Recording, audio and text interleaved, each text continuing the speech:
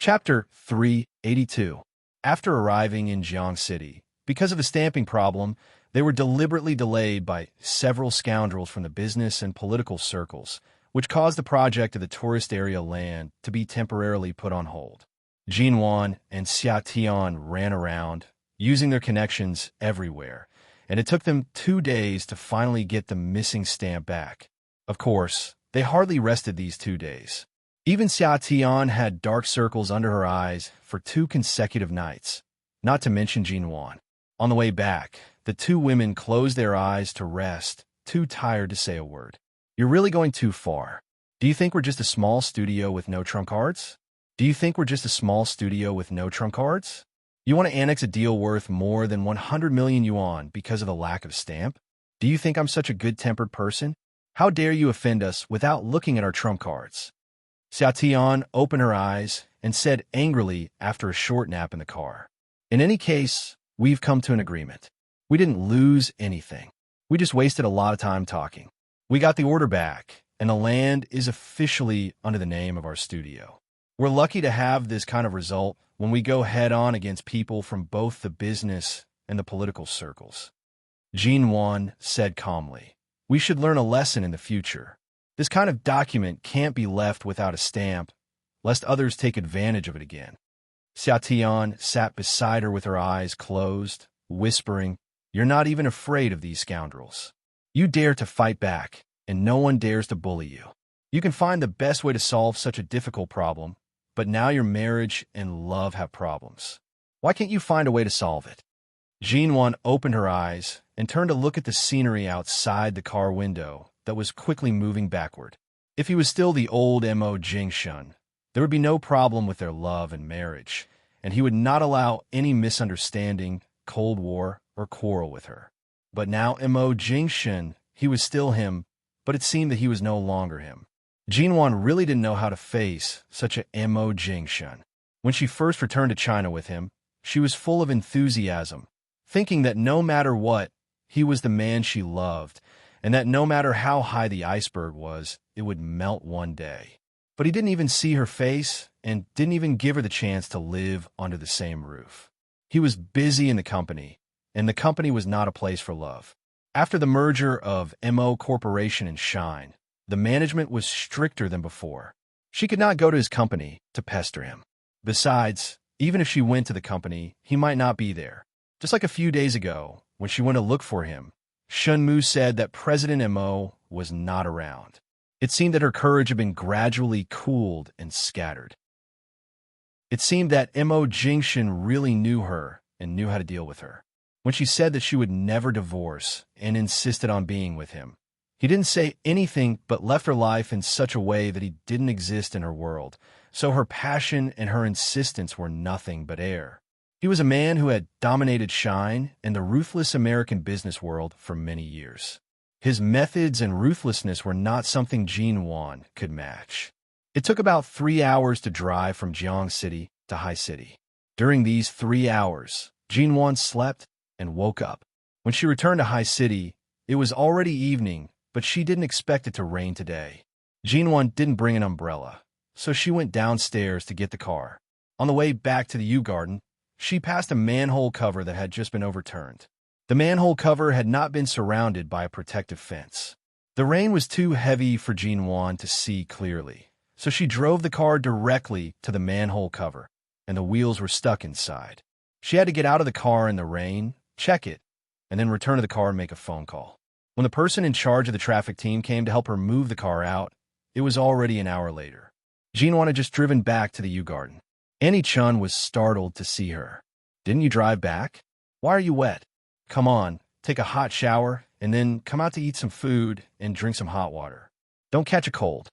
Jinwan responded. As soon as she went upstairs to the bedroom, she felt dizzy and almost lost her balance. She leaned against the door for a long time, raised her hand to rub her temples, and then walked in. But she really didn't have the energy to take a shower, and her clothes were wet, so she couldn't go to bed. She simply sat on the ground like this for a while, but she felt too tired. Perhaps she had been working hard for a long time and didn't eat or sleep well. 2 days ago, when she was harassed by those rascals in Jiang City, She had been suppressing her anger. At this moment, she felt that her whole body was not well. Her ears were buzzing, as if her physical strength had reached its limit. She could finally relax, and sleepiness swept over her. After returning to the bedroom for nearly an hour, Jinwan still didn't have the strength to go to the bathroom. In the end, she simply lay on the cold ground and looked at the crystal lamp on the ceiling. She didn't even know when she fell asleep. When the bedroom door was knocked, Jinwan turned over on the ground and felt that the floor was too hard. She frowned and opened her eyes in a daze, only to hear Auntie Chen calling her outside the door. "Madam, have you taken a shower? Come and eat. I made you brown sugar ginger tea. Come out and drink it. Don't catch a cold. Your body is afraid of catching a cold. In the past, every time you caught a cold, you would have a high fever. I still remember it." Jinwan struggled on the ground to sit up, raised her hand, and touched her messy hair, which was still damp and smelled of rain. Hearing that Annie Chan was still knocking on the door, she had to get up, but she staggered on the spot, barely steadied herself, walked over, and opened the door.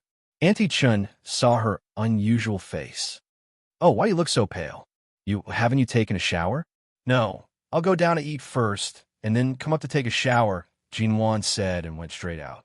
Seeing that she was still wearing wet clothes, Annie Chun was about to say something, but then she remembered that Mr. Mo hadn't returned to the Yew Garden for months after Jinwan came back, and Jinwan had been particularly quiet during this period. Annie Chun didn't say anything, but hurriedly followed Jinwan downstairs, thinking that they must turn off the air conditioner in the hall, in case it was too cold. Jinwan walked down quietly.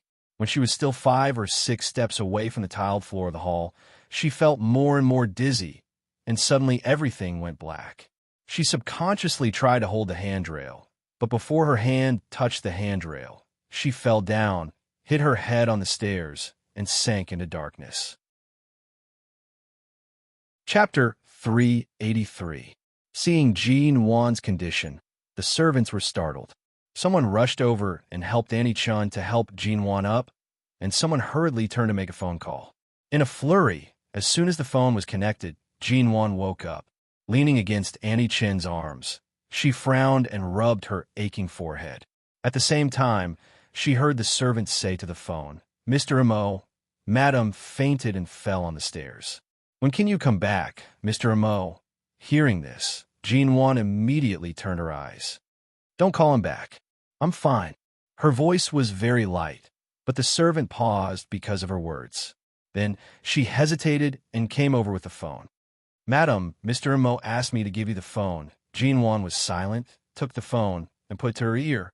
The man's voice on the other side of the phone was casual and indifferent, but it was as cold as ever. Hearing it, she shuddered. "What? Can't you even do the most basic healthy lifestyle? In addition to catching a cold and having a fever, you even want to cripple yourself just by walking?" Jinwan didn't expect him to come back. Besides, she just fainted and lost her footing. However, hearing this, she still felt cold. "I didn't force you to come back. Just now, the servant was too concerned about me, so she made a fuss. Don't mind it. But the Yew Garden is our home. Are you going to never come back?" Mo Jingshin's tone was calm, making it impossible to guess his mood.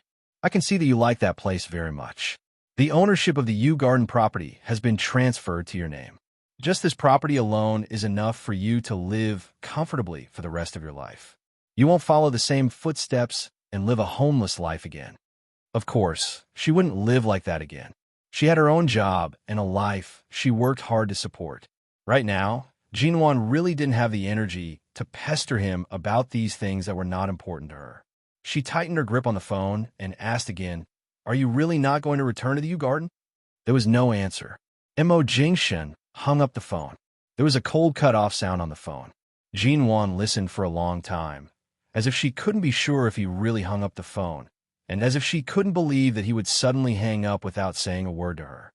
Mrs. Mo, Auntie Chun, and the servants wanted to help her up, but Jinwan sat on the ground, looking down at the phone screen that had gone dark. "I'm fine. I just fell." Jinwan gently pushed Annie Chen's hand away. "I can get up on my own. You can go and do whatever you need to do." "Madam, shall I help you to the dining table?" Annie Chen asked softly. Jinwan nodded. It was not until Annie Chun helped her up that she felt dizzy again. After helping her to the dining table, Auntie Chun suddenly raised her hand and touched her forehead. When I helped you just now, I felt that your body was very hot through your sleeves. Do you have a cold or a fever? Shall I call a doctor? I'm fine. It's just a little rain. It's not that serious. I'll just drink the brown sugar ginger tea you just made. The man stood in the cold office, his long legs stretched out, and he walked unhurriedly to the floor-to-ceiling window. In the rainy night, there was not the slightest bit of light from the moon and stars. Even through the window, he could feel the bone-chilling coldness falling on the pure color of the office that was filled with documents. When Qin Siding received the call, he had just gotten off work at the hospital. Seeing that it was Mo Jingshin, he picked it up. The man on the other end of the phone spoke in a low voice, clean and clear. Find a doctor with medical ethics and skills similar to yours to go to the U Garden to see Jinwan. Qin Siding's hand, which was about to open the car door, paused. What's wrong with her? Don't I have to go myself? You don't have to go. Send someone she doesn't know. Obviously, he didn't intend to let Jinwan know that he sent the doctor. Qin Siding frowned and was about to ask what he meant when the phone was hung up. Jinwan had just finished dinner and was drinking the brown sugar ginger tea Annie Chun had made for her. Her pale face looked slightly red from the heat, and she was sweating a little. Then the doctor suddenly came. Who called the doctor? Jinwan asked. I just called Miss Fong Ling. Miss Fong said that she would ask Dr. Qin. It seems that Dr. Qin said that he wouldn't be in High City these days, so he sent a colleague from the hospital over. Annie Chun told Jinwan everything she had heard on the phone. Jinwan glanced at the doctor, who smiled politely at her, and said that it was Dr. Qin who sent him over. She nodded. Jinwan's illness was not serious. It was just that she hadn't rested well these days and couldn't eat much. Her body was in a state of fatigue, and she had some signs of a cold and fever from the rain. Everything else was fine. She just needed to take cold medicine and antipyretics, rest more, drink more hot water, and eat more to maintain her strength. She understood all of this. Hearing the doctor say that there was no problem, Annie Chun was relieved. After the doctor left, Annie Chun urged Jinwan to take a hot bath. Jinwan obediently went to take a bath and obediently went back to the bedroom to sleep after taking the medicine. But when she turned over on the bed, she looked at the empty other side of the bed and reached out to touch the bed. It had been a long, long time since she had Mo Jingshin's scent and warmth here. Sure enough, when he cared about her, even the slightest headache or fever could be hugged and coaxed. It was as if she was a fragile porcelain doll when she was sick. He wanted to hold her in his hands. But now, she couldn't get sick at all. In his eyes, if there was even the slightest problem with her body, he would think that she was using some despicable trick to lure him back. Was the image of her in his heart that she would do anything to achieve her goals so deeply rooted? She felt so warm and happy when she hugged Mo Jingshin, but after all of this suddenly disappeared, she felt so lonely and lost. She wanted to give up and leave. She asked herself, did she really decide to give up like this? After such a long time, she couldn't be clearer about what kind of man Mo Jingshin was. No matter what he did, there would always be a reason. But what exactly was the reason that made a man who wasn't even afraid of death push her away again and again? Jinwan sniffled. It was already late. Although her head hurt, she didn't feel sleepy. She sat up on the bed and stared at the snow-white wall under the lamp for a long time, but still couldn't fall asleep. There were still a lot of things to do in the studio tomorrow. She had to sleep. She rubbed her head and turned to rummage through the drawer. She found a box of sleeping pills with only 2 or 3 pills. These pills seemed to have been bought by her when Ji Mingran was here. Chapter 384. After a busy day in the studio, Jinwan had dinner with her business partners as usual. Xia Tian had declined the previous few social engagements. Today, the heads of BGY and WK came to discuss the land purchase agreement, so Jinwan had to show up. At 8 o'clock in the evening, in the VIP room of the Royal Clubhouse in High City, Xiaoba and another assistant were singing, and Jinwan was discussing the cooperation with the head of WK. The heads of the two companies wanted her to have a few drinks with them, But seeing Jinwan didn't look too good today, she asked for juice instead of wine, and everyone agreed. Jinwan was the only one in the entire room who didn't drink. Xiaotian came back and winked at Jinwan, telling her to go out and hide. Jinwan really couldn't stand the singing of Xiao Ba and the others, and the heads of the business partners kept leaning toward her, either sitting next to her or conveniently putting their hands on her waist. Seeing Xiaotian's look, she got up and walked out of the room quickly. When she went out, she happened to receive a call from Feng Ling. "Mrs. Mo, I'm sorry. My mission here was delayed for more than 3 months, and I'll be leaving for High City in half a month. Is there anything I can bring back for you? You just finish your mission. Take a break in the United States before coming back. I'm fine here. When I hired you, I was just guarding against those people in the United States, wasn't I? Now that Su Zhilan and the Su family have fallen, and Director Mo hasn't done anything to me, my life has returned to normal and peaceful. You don't have to rush back. Mr. Mo signed a 3-year employment contract with me. Now it's not even a year. Of course I have to go back as soon as possible. All right, you insist on coming back when my studio is moving. At that time, you'll probably have to do all the hard work again. You really have a busy life." Feng Ling smiled. "I'll bring gifts for Xiaoba and the others when I go back. What do you want? As long as you come back safely. By the way, you haven't cut your hair recently, have you? Didn't I tell you to keep it longer last time? I cut it. It's inconvenient when it's long. It's also convenient to tie it back. Do you like short hair so much? Isn't there a saying in China that 3,000 strands of worry? It's very comfortable, and my head feels very light." Jinwan raised her eyebrows and looked down at the slightly wavy hair hanging over her chest. After hanging up the phone, she touched her hair, wondering if Feng Ling liked short hair so much. Should she try a short haircut? Just as this thought sprouted in her mind, she turned around and walked out of the restroom. Suddenly, she caught a glimpse of a familiar figure entering the men's restroom on the opposite side. She was startled. Not long after, a tall man came out of the bathroom opposite. When he saw Jinwan outside, he was also stunned. "Mrs. Mo." "Shenmu?" As Jinwan asked, she subconsciously glanced at the men's room behind him and then at the other directions around her. Although she did not ask, she subconsciously felt that wherever Mo Jingshen was in High City, Shenmu would also be there. Vice versa. If Shenmu was here, Mo Jingshen might be nearby. "A business partner arranged for us to come to this club tonight. President Mo is still in the private room. Why are you here?" Seeing that Jinwan did not smell of alcohol at all, Shenmu thought she came here with her friends or to see President Mo. "Several clients of my studio have also booked private rooms here." Jinwan briefly explained, but because she heard that Mo Jingshen was here, she looked at the other private rooms. The private rooms in this club were all on this floor. Because of the large space and expensive facilities, there were only 3 of them on this floor. She saw that most of the people in the other 2 private rooms were men and asked, "Only you and Mo Jingshen are here? Are there any other acquaintances?" "No, the place is booked by a business partner tonight. It's a company that has cooperated with CEO Mo for many years. They have a good relationship with CEO Mo and will continue to carry out other international cooperation projects in the future. It's rare for CEO Mo to agree to this kind of meeting. Tonight, only I accompanied CEO Mo here. The others in the private room are all from our partner companies. There aren't many people. Mrs. Mo, would you like to go in and have a few drinks with us? I won't go in. How about this? When you're done, give me a call," Jinwan said lightly. Shenmu was a little confused. In the past few months, CEO Mo had been busy in the company, but Shenmu didn't know whether CEO Mo went home or somewhere else after leaving the company, so he didn't know what happened between Jinwan and him.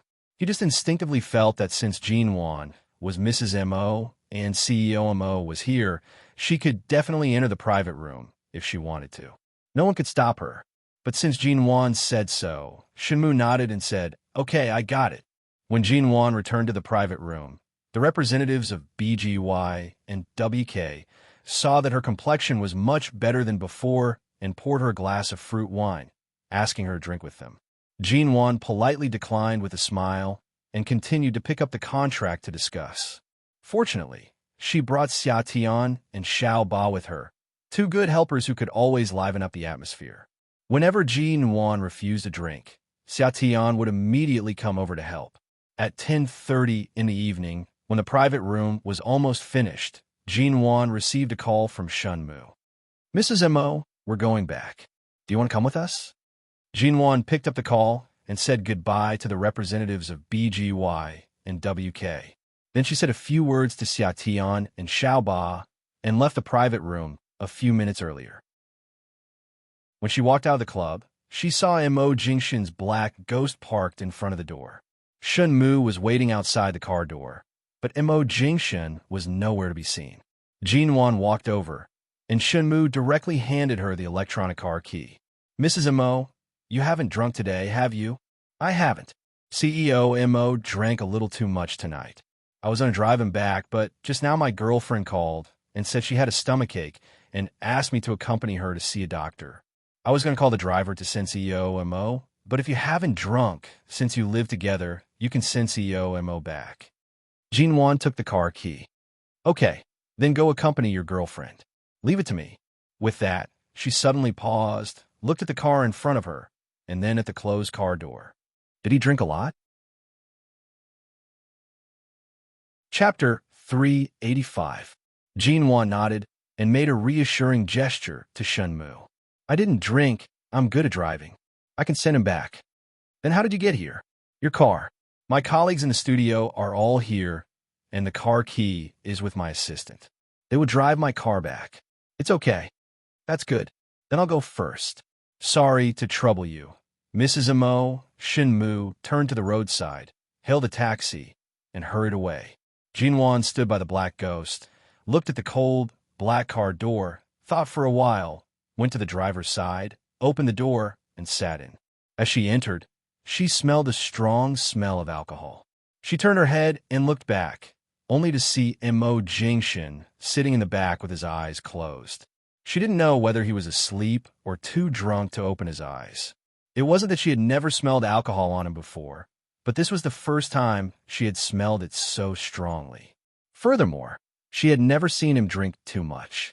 His self-control was too strong, and he never indulged himself too much. Ji Nuan looked at his clothes again. He was wearing a black shirt and trousers. She was right. It seemed that since he woke up from his 2-month sleep, he had been wearing this black, which made him look even colder and more unapproachable. While he kept his eyes closed and seemed to not notice that the driver had been replaced, Ji Nuan started the engine and was about to drive away. Suddenly, the man's low voice rang. "Shun Mu." Ji Nuan didn't speak, nor did she turn her head to look back. She just looked up at the rearview mirror and saw that the man's eyes were closed. He seemed to have a headache from drinking too much and was frowning. "Give me water." His voice was hoarse and cold, and he still didn't open his eyes. Ji Nuan lowered her eyes to look for water in the car until she saw an unopened bottle of mineral water on the door of the passenger seat. She picked it up and handed it to him. Mo Jingshin opened his eyes slightly. The lights in the car were not turned on, and the light from the surroundings fell into the darkness. The moment he raised his hand to receive the water, he glanced at the fair, slender fingers holding the bottle. His gaze paused for a moment before he silently received the water. He twisted the cap open and took a sip. He then closed his eyes again and leaned back against the seat, not speaking again. Feeling that he didn't seem to notice anything strange, she retracted her hand on the steering wheel, restarted the engine, and drove the black ghost away from the parking space in front of the club. She drove steadily. After all, she was no longer a newbie. The man sitting in the back was very quiet and did not say a word. Ji Nuan glanced back with the rearview mirror and saw that Mo Jingshin's eyes were closed as though he had fallen asleep. 15 minutes later, the car passed by the Mo Corporation. Ji Nuan continued to step on the accelerator without hesitation, not even intending to stop. When passing by Outshines International, she hesitated. Her first thought was to abduct this man back to the U-Garden. After returning to China, he really wouldn't return to the U-Garden, so she felt it necessary to take him home. But she was afraid that if he woke up, Annie-chan wouldn't be able to bear his anger, so she hesitated and turned the car into Outshines International. When the car stopped, Jinwan unfastened her seatbelt and turned back to see that he still hadn't opened his eyes. She opened the door and got out of the car. Then she went around to open the back door and patted him lightly. The man's eyes were closed, and he reeked of alcohol. Jinwan patted him again. No reaction. Was he really asleep? Jinwan simply reached out to hold his arm and pulled him out of the car. When the man got out of the car, his entire weight fell on her. She held him with some difficulty, reached out to close the car door, and then staggered all the way into the elevator in the underground parking lot. She finally entered the elevator, but because of the man's height, length, and completely healthy body weight, she, a woman who weighed only about 90 kilograms, could not stand steadily. In the end, she could only lean against the wall of the elevator and bear the man's weight. The man's head hung on her shoulder, and his breath, which reeked of alcohol, brushed against her neck. After being pressed like this for a while, Jinwan poked her head out to look at the number on the elevator. She remembered that she hadn't swiped the elevator card or pressed the floor password, and the elevator was still on the basement floor. She hurriedly pushed him. "Let me press the password first." She pushed him for a long time, but to no avail. In the end, she could only support him with one hand and reach out with the other. After barely pressing the password, she hurriedly withdrew her hand and tried to support the man's heavy and tall body. It was not until the elevator stopped on their floor that Jinwan forcibly pulled him out of the elevator. In the past, when Mo Jingshun carried her, he could easily carry her by the waist, but when she held him, it was as if she were carrying a stone. He was so heavy and so tall. She couldn't hold him at all. She finally opened the door and helped the man in. Jinwan staggered all the way to the sofa. Fearing that he would fall to the ground, she helped him to sit down on the sofa. Seeing the man leaning against the sofa, Jinwan raised her hand and rubbed her wrist, which was a little sore from supporting him just now. She turned to close the door, changed her shoes, went to the shoe cabinet, took out a pair of men's indoor slippers, and squatted down to help Mo Jingshun change his leather shoes. After working for a long time, she was covered in sweat. Jinwan's face, which was a little pale because she hadn't recovered yet, was now faintly red. After putting on the shoes and turning on the air conditioner, she stood by the sofa, looked at the man leaning against the sofa motionless, and fell into deep thought. She had succeeded in bringing him back. Then, what should she do now? When he was sober, he refused to talk to her. Now that he was so drunk, it was even more impossible for him to talk. At most, he could only be in front of her, where she could touch and see him. She couldn't touch this man all night while he was drunk just because she hadn't touched him for a long time. Could she? As soon as this thought popped up in her mind, Jinwan's lips twitched in disgust. Seeing the man leaning against the sofa with his eyes closed and rubbing between his eyebrows, she simply turned to look for the antidote. As she searched, she looked back at the sofa from time to time.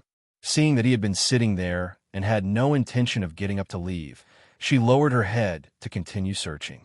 After finding the antidote, she went to boil water, washed the white towel with cold water, wrung it dry, and quickly walked back to the sofa to wipe his face.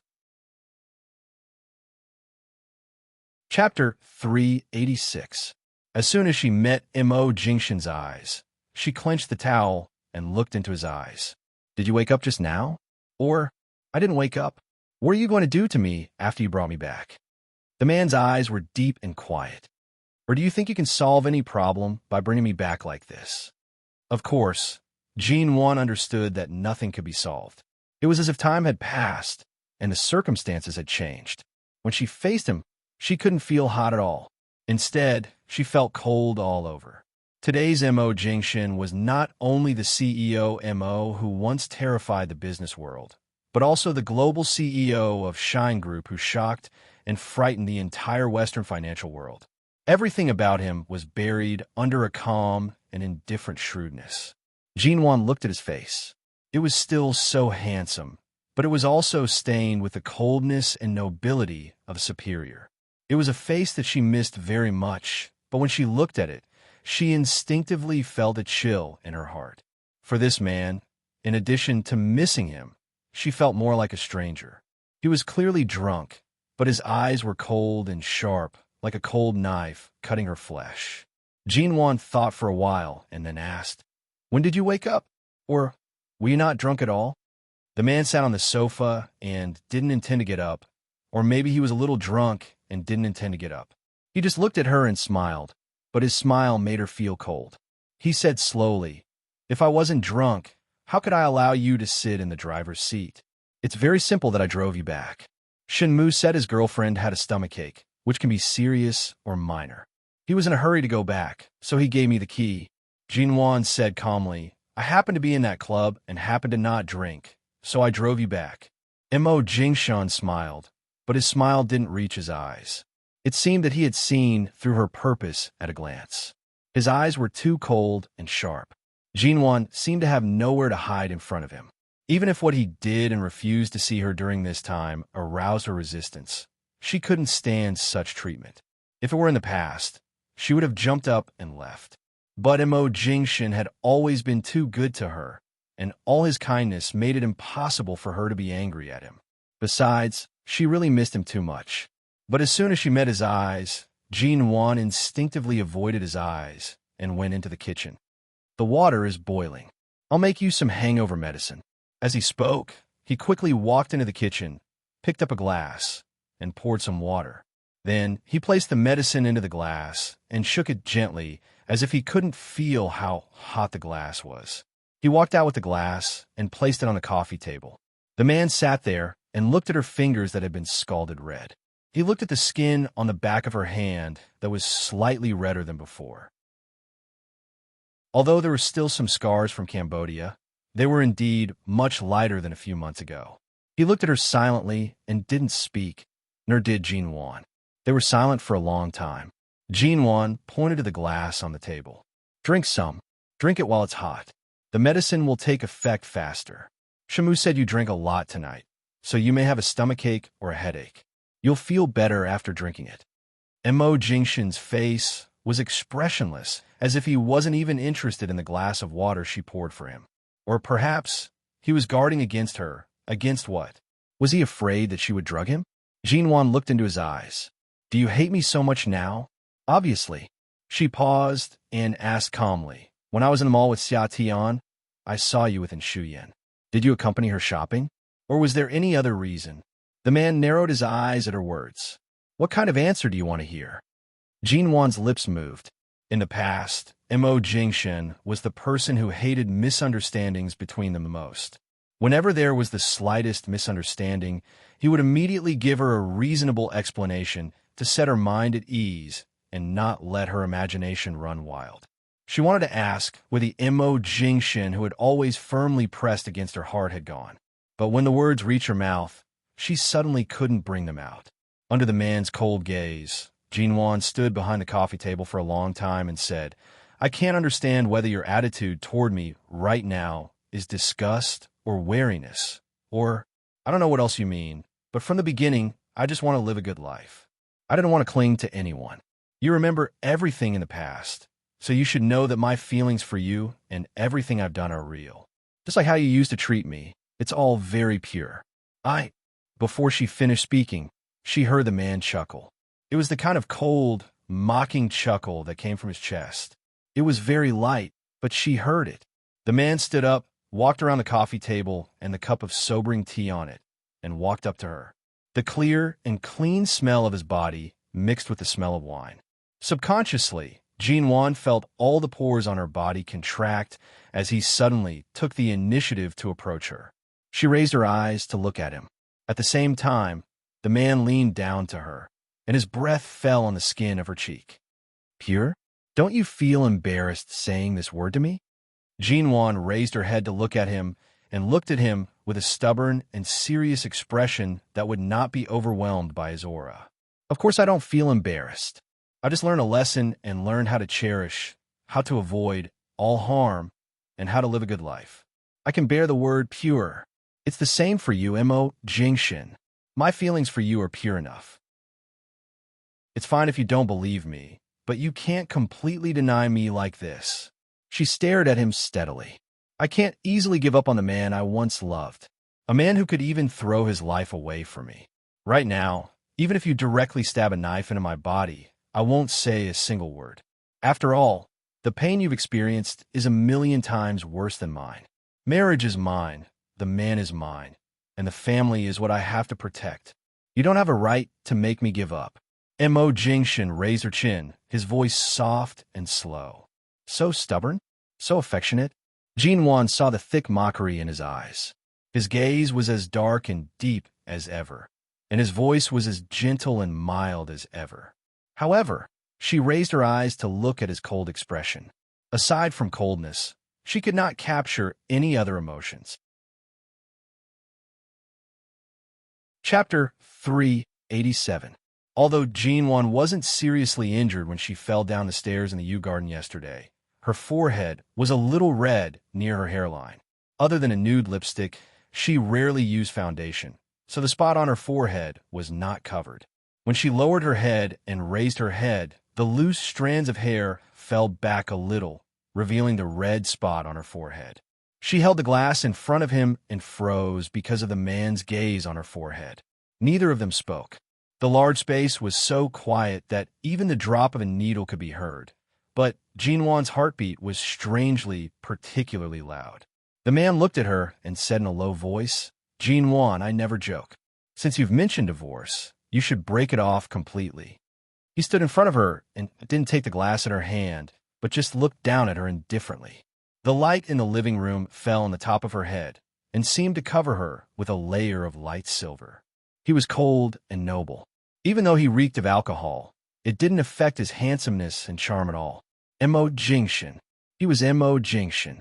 Jinwon kept reminding herself that no matter how cruel and heartless he was to her now, from the moment he rushed out in that black Bentley to protect her behind his back, she couldn't lose her temper at him.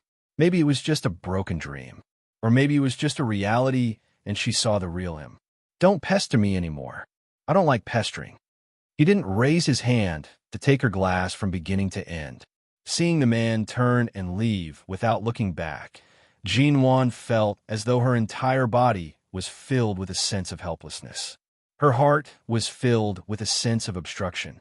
The moment she heard the door open, the glass in Jinwon's hand fell to the ground. The man didn't look back, but paused for a moment. Seeing him stand there without moving, and seeing him pause for a moment, Jinwon turned and walked over. She stood behind him and stared at his back for a long time before she slowly raised her hand and carefully hugged him from behind. In the past, when she wanted to hug him, she had never been so careful. She couldn't see the man's deep eyes. She could only feel the man's cruel and merciless hands trying to pull her hand away from him. Jinwon held him tightly. She didn't speak, nor did he. In silence, the two of them seemed to be fighting quietly. Her arms were entangled with his, but her strength was no match for his. He pulled her hand away and threw her back mercilessly. Jinwon took a few steps back and hit the wine cabinet by the wall. The few bottles of wine inside fell out and broke all over the floor. Red, white, and various colors of wine mixed together and flowed to her feet. Jinwon could not help but shiver as she felt the chill from beneath her feet. She looked at the ground and then up at the man in front of the door. His blood seemed to solidify in his body, slowly turning into ice at the same temperature as his blood. It was bone-chilling. Without a word, she suddenly bent down and stepped on the broken pieces on the floor to pick them up. Mo Jingshin turned his eyes to see Jinwon stepping on the broken pieces barefoot.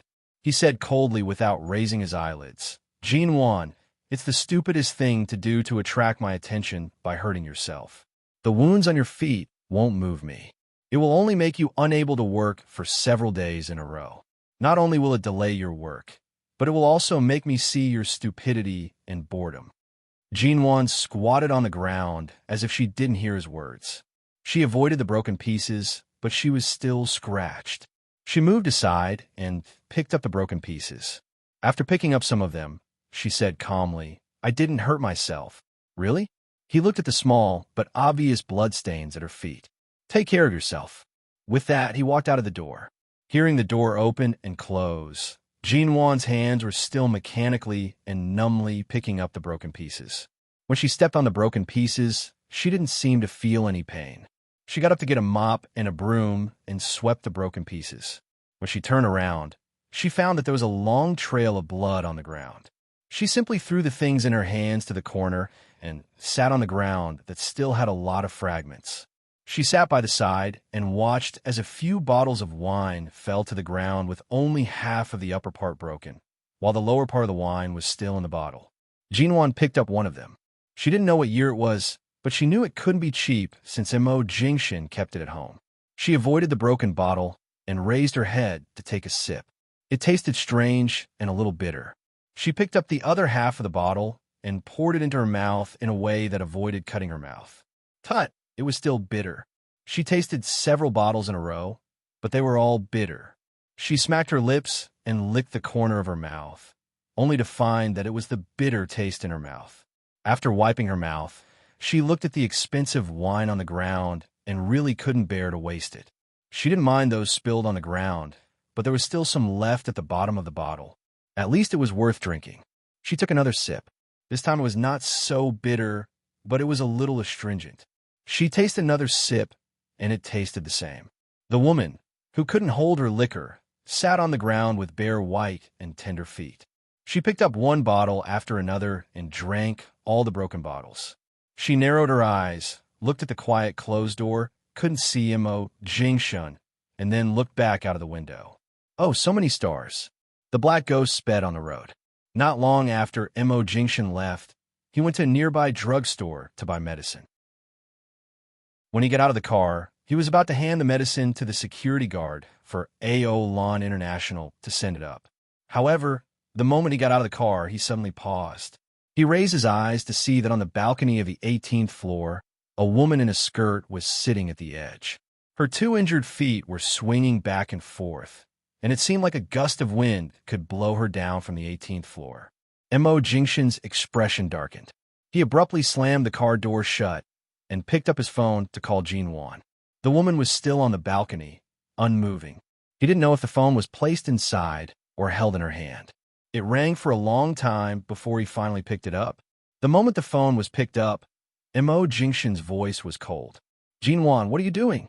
The woman's voice came through the phone in a daze. Me? What am I doing? I'm looking at the stars. Mo Jingshin raised his eyes to look at the balcony of the 18th floor. The woman's legs were still swinging back and forth, and one hand was raised to her ear as she answered the phone. Dash. Chapter 388. It's been raining for days. Now the sky is dark, and there's nothing. Why are you looking at the stars? Nothing, but I see a lot of stars. With that, the woman on the balcony began to swing her legs back and forth again. Mo Jingshin raised his eyebrows. For a moment, he wondered if this woman had drunk all the wine in the bottles that had fallen on the ground. The door was suddenly opened, and the wind from the door to the open floor-to-ceiling windows fluttered the curtains, fluttering them in the air. The wind also ruffled the woman's skirt and hair on the balcony. Mo Jingshin glanced at the shallow bloodstains and the completely empty broken bottles on the ground, walked in, and saw where Jinwan was sitting on the balcony. Jinwan, come down. Jinwan looked back at him and grinned at him with an intoxicated expression. Why are you back? Didn't you leave? Seeing her turn her head, Mo Jingshin frowned. I asked you to come down, not to move. I'm fine here. It's safe. Jinwan lowered her head to look at where she was sitting and then muttered, Your wine is really terrible. I didn't know that the wine in your cabinet was worse than the one before. But they must be very expensive, and I couldn't bear to spend them. So I drank all that I could. Hey, guess what? After drinking it, I actually saw stars. As she spoke, she lowered her head and then proudly crossed her legs on the balcony. Seeing that she actually had the courage to cross her legs, the coldness in Mo Jingshin's eyes rose. Don't move. Jinwan looked at him in confusion. What? Do you also want to see the stars? With that, she suddenly moved her but to the side. Well, I'll make room for you. Come and see together. Mo Jingshin didn't say a word, abruptly dropped the medicine in his hand, strode over, and grabbed the arm of the woman who was swaying on the balcony. Jinwan was startled by his action and was about to withdraw her hand instinctively when she felt a weight on her shoulder and was carried down from the edge of the balcony by him. The moment her feet landed on the ground, she almost lost her balance and staggered in his arms. She instinctively grabbed his shirt and climbed up, then leaned into his arms, saying in confusion, "Imo-Jingshin, why are you back, no? I should say, are you back?" The man did not speak but pulled her into the window from the balcony. He slammed the window shut and was about to push her away when the woman suddenly wrapped her arms around his neck. The smell of alcohol was thicker than his face. She whispered softly by his ear, "Are you back? Imo-Jingshin, you've only just woken up, aren't you? You're back, aren't you?" Imo-Jingshin pushed her to the sofa, and when she was about to get up and throw herself at him again, he said indifferently, "Sit down."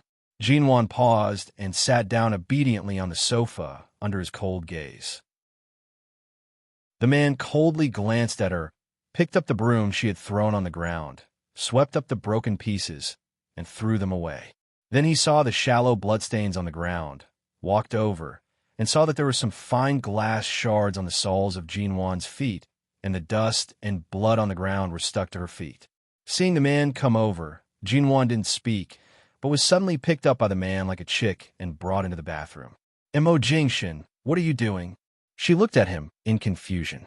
After entering the bathroom, Imo-Jingshin was about to ask her to sit on the toilet lid so that he could help her wash her feet, but the woman was not obedient and moved her hands and feet.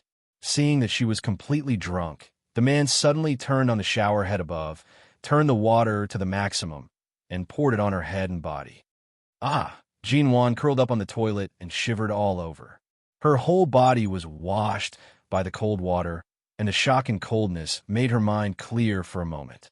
She raised her eyes, wiped the water off her face, and struggled to get up, but the man still pressed her firmly on the toilet and washed her from head to toe with cold water. "What are you doing?" Jinwon couldn't speak. As soon as she spoke, water would come into her mouth. Afraid that she would choke, she could only try to turn her head away. Finally, the sound of water stopped.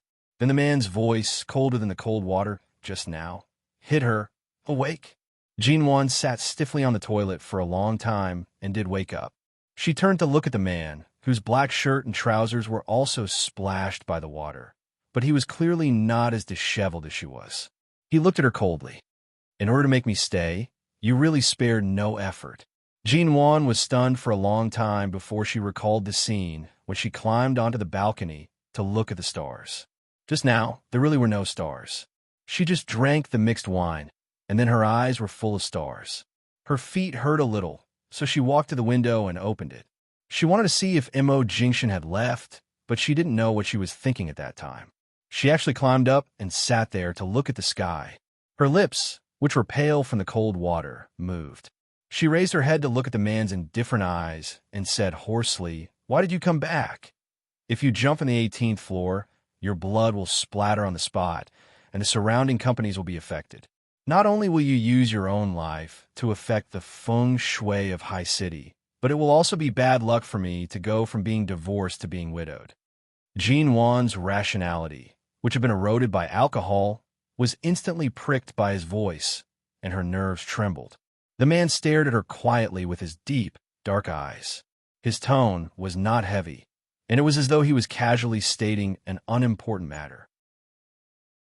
"It's even more stupid to fall to your death from the 18th floor because you're drunk. Don't do such things that will implicate others. Live well. Don't add to anyone's burden." Imo-Jingshin threw the towel on her head and turned to walk out without any reluctance. Jinwon tugged the towel off her head and looked at the man's cold and resolute back. "Imo-Jingshin, am I a burden to you?" The man's long figure paused for a moment. He did not answer, and his back was cold as though he had really pulled out of her world and would never enter again. Jinwon's eyelids drooped, and her eyes were half closed. Then, she slowly stood up with some difficulty. Her long hair wrapped around her shoulders like seaweed, and her white dress was translucent and stuck to her body because it was drenched. She looked like a seductive water demon. Chapter 389. Jinwon put one hand against the door and raised the other to grab the man's sleeve. She turned her head and looked up at the man's indifferent eyes. "Say it, Imo-Jingshin." The man's brows were full of indifference. He looked at her calmly and did not answer. Say it. Jean Wan slowly steadied herself in front of the door and held the door tightly with both hands behind her. Say something even more ruthless and cruel. Let me give up completely. Say it. What else can you do if you don't give up? Looking at the redness brewing in her eyes, Mo Jingshan's eyes deepened inch by inch, and his lips curved in a cold and heartless smile. What kind of night do you want to make with the little bit of alcohol in your body and the little bit of alcohol in mine? Or do you think you are charming enough to make me repeat the same mistake with you? As the man spoke, he skillfully pinched her chin with his slender and well-defined fingers, not forcing her to open the door. At the moment when Jean Wan was startled, he leaned over without warning, pressed her against the door, bent his head dangerously and ambiguously to her lips, and chuckled hoarsely and indifferently. Why don't you say it directly? What do you want? En? Jean Wan instinctively raised her hand to push him away, but as soon as she raised it, he abruptly held her wrist. His cool and pleasant masculine scent enveloped her, and his breath brushed against her lips. If you want it, just say it. It's just a matter between a man and a woman. Just say it. After all, we've slept together so many times. I'm not so heartless that I won't reject you even if you send yourself to my door. If you say you're lonely, I can understand you. The man's voice was low and indifferent. To be precise, he completely trampled on her self-esteem. Jean Wan was so angry that her tears almost fell. Did he deliberately want to shatter his image and all the good things he had in her heart? Feeling the man's head approaching, Jean Wan subconsciously turned her head away, but he held her chin and turned her face back. When she was about to say that she didn't mean that, the man had firmly imprisoned her, bent down, and accurately landed on her lips. Her lips were covered with the familiar softness. When Jean Wan reacted, the man had pried open her lips and tongue and plunged deep into her mouth. No, Jean Wan struggled hard, but he firmly pressed her arms against the door, and she could not move at all. She instinctively raised her legs, but at the same time, the man held her down, and she could not move at all. Mo Jingshan, you Jean Wan desperately turned her head away, but the man seemed to be deliberately kissing her fiercely. Again and again, he entangled himself in her mouth in a way that made her feel extremely uncomfortable and almost unable to breathe. Jean Wan didn't know how long it had been since he last touched or kissed her. She only felt that under the entanglement of such a deep and heavy kiss, all her senses and nerves were trembling violently. Even her heart was beating violently. When the tip of her tongue was lifted, the man's merciless kiss slightly slowed down because of her uncontrollable tears falling into their mouths. For a moment, it seemed that the familiar Mo Jingshan was kissing her, kissing away the salty taste in her mouth, kissing away the wetness in the corner of her mouth, and was about to kiss away the tears on her face when he paused for a moment. He held the back of her head and looked at her quietly with his deep, bottomless, black eyes. He watched the woman lean against the door like a dying fish and breathe heavily because of the kiss a moment ago. Her eyes were red and full of tears. He was silent for a moment, and his eyes were so deep that she could not see through them. He slowly curved his lips. Is this what you want? Jean Wan's brain trembled. The familiar gentleness at that moment almost confused her, but when the man spoke again, she instinctively tried to push him away. However, the man quickly took her into his arms, pressed her against the door, and held her firmly in his arms. The kiss that fell on her again was even more fierce and deep than before. Jean Wan pushed him away in vain, but it had no effect except to make the man hold her more tightly. Her breath seemed to be cruelly robbed, and she fell limp in his arms because it was difficult to breathe. Mo Jingshan finally let go of her and withdrew from her lips. Jean Wan's pale face had turned red, and her mouth was full of the man's refreshing taste. She leaned against the door softly and almost slipped down. Her hand weakly held on to the door handle to steady herself. She didn't even have the strength to raise her head to see the expression on his face. She could only hear his cold words falling on her head. Do you want more? I don't mind fulfilling your wish here tonight. Mo Jingshan's voice was full of condescending mockery. Since you still refuse to divorce, from a legal point of view, it seems that I can indeed perform this kind of husband and wife duty a few more times before the divorce. I think you must miss it very much. Jinwan couldn't care about anything else. She leaned against the door, lowered her head, and panted. Her fingers clenched the door handle, motionless. The moment she heard the man's cold smile and asked, "Do you want to continue?" she suddenly let go of the door handle, raised her hand, and was about to slap him in the face. He didn't intend to stop her. He just stood motionless in front of her and looked at her. However, her hand still didn't fall, but froze in the air.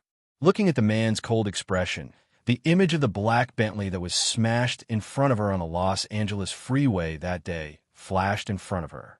Jinwan's hand froze in the air. Then she slowly put down her hand, clenched her fists, and her nails dug deep into her palms. Mo Jingshin, even if I left a bad impression on you, you can't forget all the feelings we have had for each other for so long. Do you really feel good about being so cruel and heartless to me? His lips curled into a cold and piercing smile. He looked at her with a deep and shallow gaze. She couldn't tell which of his words were true and which were false. His voice was indifferent. To be honest, even if you really jump off the balcony from where you're standing right now, I won't feel anything. Why would I feel good or bad? Jinwan's hand loosened and tightened and loosened again, and finally leaned against the door.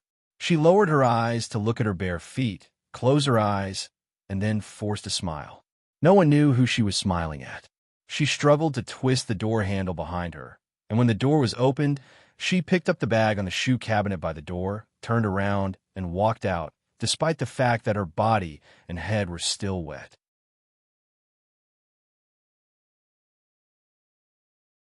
Chapter 390. Jinwan completely ignored the man's voice behind her and didn't answer. She walked straight out, went to the elevator, pressed the down button, and stood there silently waiting for the elevator. Mo Jingshin came out and put a bath towel on her deadpan. "You're all wet. Go in and take a bath. Don't wander around." Jinwan waved the bath towel off her back and said indifferently, "No, this is your place. I shouldn't have come." The man looked at her as if her heart had been hollowed out and didn't speak for a while. At the moment the elevator door opened, Jinwan walked straight in. She had forgotten where she had taken off her shoes when she hurriedly helped him into the house. Anyway, it made no difference whether she wore shoes or not. She walked in barefoot, no longer looking at the man's face, and, after counting to 1, the elevator door slowly closed in front of her. Suddenly, the elevator door opened again, and a man stood outside with a cold face, his hand on the button outside the door. When the door was about to close again, he walked in. Jinwan stood against the wall of the elevator and looked at him expressionlessly. "What are you doing? How can you walk like this? Go back with me." The man's face was still cold, but his hand had come over to grab her arm and take her out of the elevator. Jinwan didn't have the strength to break free, and her lips still felt numb. When he reopened the door and brought her back inside, she looked at the familiar space in front of her and said calmly and soberly, "After all, this is your place. As long as I am here, you will definitely leave. I can't always occupy your place. I am a woman who is no longer important to you. When it's time to be self-conscious, I have to be self-conscious and return this place to you." The man ignored her words, put the bath towel on her again, and said coldly with a hint of sternness in his voice, "Go take a bath. I'll go back to the U Garden to take a bath. Don't make me say it again." Jinwan stood still, but her heart was cold all over. "Or do you want me to take a bath for you?" Hearing this, she paused. Her hand clutched her bag, and after a long time, she turned around and walked out, not wanting to say another word. However, before she stepped out of the door, her arm was abruptly pulled back. Before she could steady herself, Mo Jingshin dragged her into the bathroom. When Jinwan was about to push him away, he raised his hand and grasped her wrist, making it impossible for her to escape. He said dangerously and threateningly, "I'll give you one last chance. Wash yourself, or I'll tear your clothes off right now." Mo Jingshin. Her voice was sullen and hoarse. The man was indifferent. His hands were already about to tear her clothes. "No." Jinwan hurriedly raised her hand to press against her clothes, using her bent elbow to push him away. Are you going to wash or not? This seemed to be his last warning. Jinwan was indeed very cold. She had caught a cold these days, and she had even taken a cold shower earlier. She was cold from the inside out. Her teeth were chattering. She didn't know if it was because of the cold or because she was afraid. Only now did she realize that there would actually be a day when she would be afraid of Mo Jingshin. Earlier, when he kissed her, he did not hold back. If he really took off her clothes like this, or if something really happened here tonight, she suspected that she might lose half her life. When he was gentle to her, his strength was enough to make her unable to get out of bed. If he were to touch her under such circumstances, who knew what would happen to her? I'll wash myself. She held onto her clothes. He stepped back, walked around the water stains on the floor, and walked out of the bathroom again. He only threw down a cold sentence. 15 minutes. If you don't come out, I'll come in. Jinwan looked at his back and then at the bathtub by the side. He forced her to come back to take a hot shower, but only gave her 15 minutes to take a shower? She turned to close the bathroom door and then took off her wet and sticky clothes. She only had 15 minutes to take a shower, and there was no time to soak in the bathtub. She picked up the shower head that Mo Jingshin had thrown aside, turned on the hot water, and washed herself well. She washed herself from head to toe. She didn't know how long it had been. It should be almost 15 minutes. She turned off the water, put on the bathtub, and went out. After all, she had lived in AO Lawn International before, so there were many of her clothes in the bedroom closet. She was about to enter the bedroom to change when she suddenly heard Mo Jingshin throw 2 boxes of medicine on the coffee table. Take the antipyretics before going to bed. Even if the injury on your foot is not serious, apply some medicine. Don't get yourself covered in scars. Jinwan turned to see the medicine he had placed on the coffee table. She had only caught a cold, and her fever was not serious. Earlier, did he feel an unusual heat on her body? He was very familiar with her body and could even detect the slightest abnormality. But right now, she was completely unfamiliar with him, even a stranger. She did not speak and went into the bedroom to change. When she came out, Mo Jingshin had already disappeared. Jinwan thought that he had found his conscience for a moment, or had recovered his usual patience and gentleness, telling her to take a shower, eat, and take the medicine. But it turned out that he was no longer accompanying her, but leaving. In such a large apartment, every room was particularly empty and quiet. She walked to the sofa and sat down. She picked up the medicine box and opened it. She dug out a pill of antipyretics and put it in her mouth. She turned to see the medicine on the sofa. It did not look like the medicine in the medicine box, but seemed to be newly bought. She stared at it for a long time before picking it up. Earlier, did Mo Jingshan go out to buy medicine for her because her foot was scratched by the shrapnel? She narrowed her eyes. This man who clearly seemed to want to push her away, but still seemed to want to control her. What exactly did he mean? Jinwan placed the medicine down and calculated that Mo Jingshin had only gone down for a few minutes. It would take at least 2 minutes for the elevator to go down from the 18th floor. She hesitated, stood up, and walked to the floor-to-ceiling windows. She opened the windows and stepped onto the balcony again, looking down. The black ghost was parked there. The car lights were already on, indicating that the man had gotten into the car but did not drive away. Jinwan stared at the car below. She stood on the balcony and watched for more than 10 minutes, but the car really did not leave. Was he afraid that she would climb onto the balcony again to court death? If she really climbed onto the balcony, the most dangerous position, would he come up again? Jinwan's hand gently stroked the edge of the balcony railing. She laughed at her own shameful and ridiculous thoughts.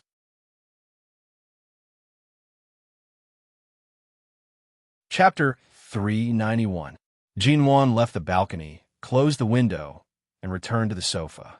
She picked up the medicine to apply to the wound under her foot while looking at her cell phone. After applying the medicine, she picked up her cell phone and sent a text message to Mo Jingshin. I'm sleeping. Good night. After sending the message, after a while, when the medicine under her foot was dry, she got up and went to the balcony again. When she looked down, The car had already left. Jinwan raised her eyes to look at the heavy traffic on the long street in the distance. He cared about her life and death, but he refused to have feelings for her. Interesting.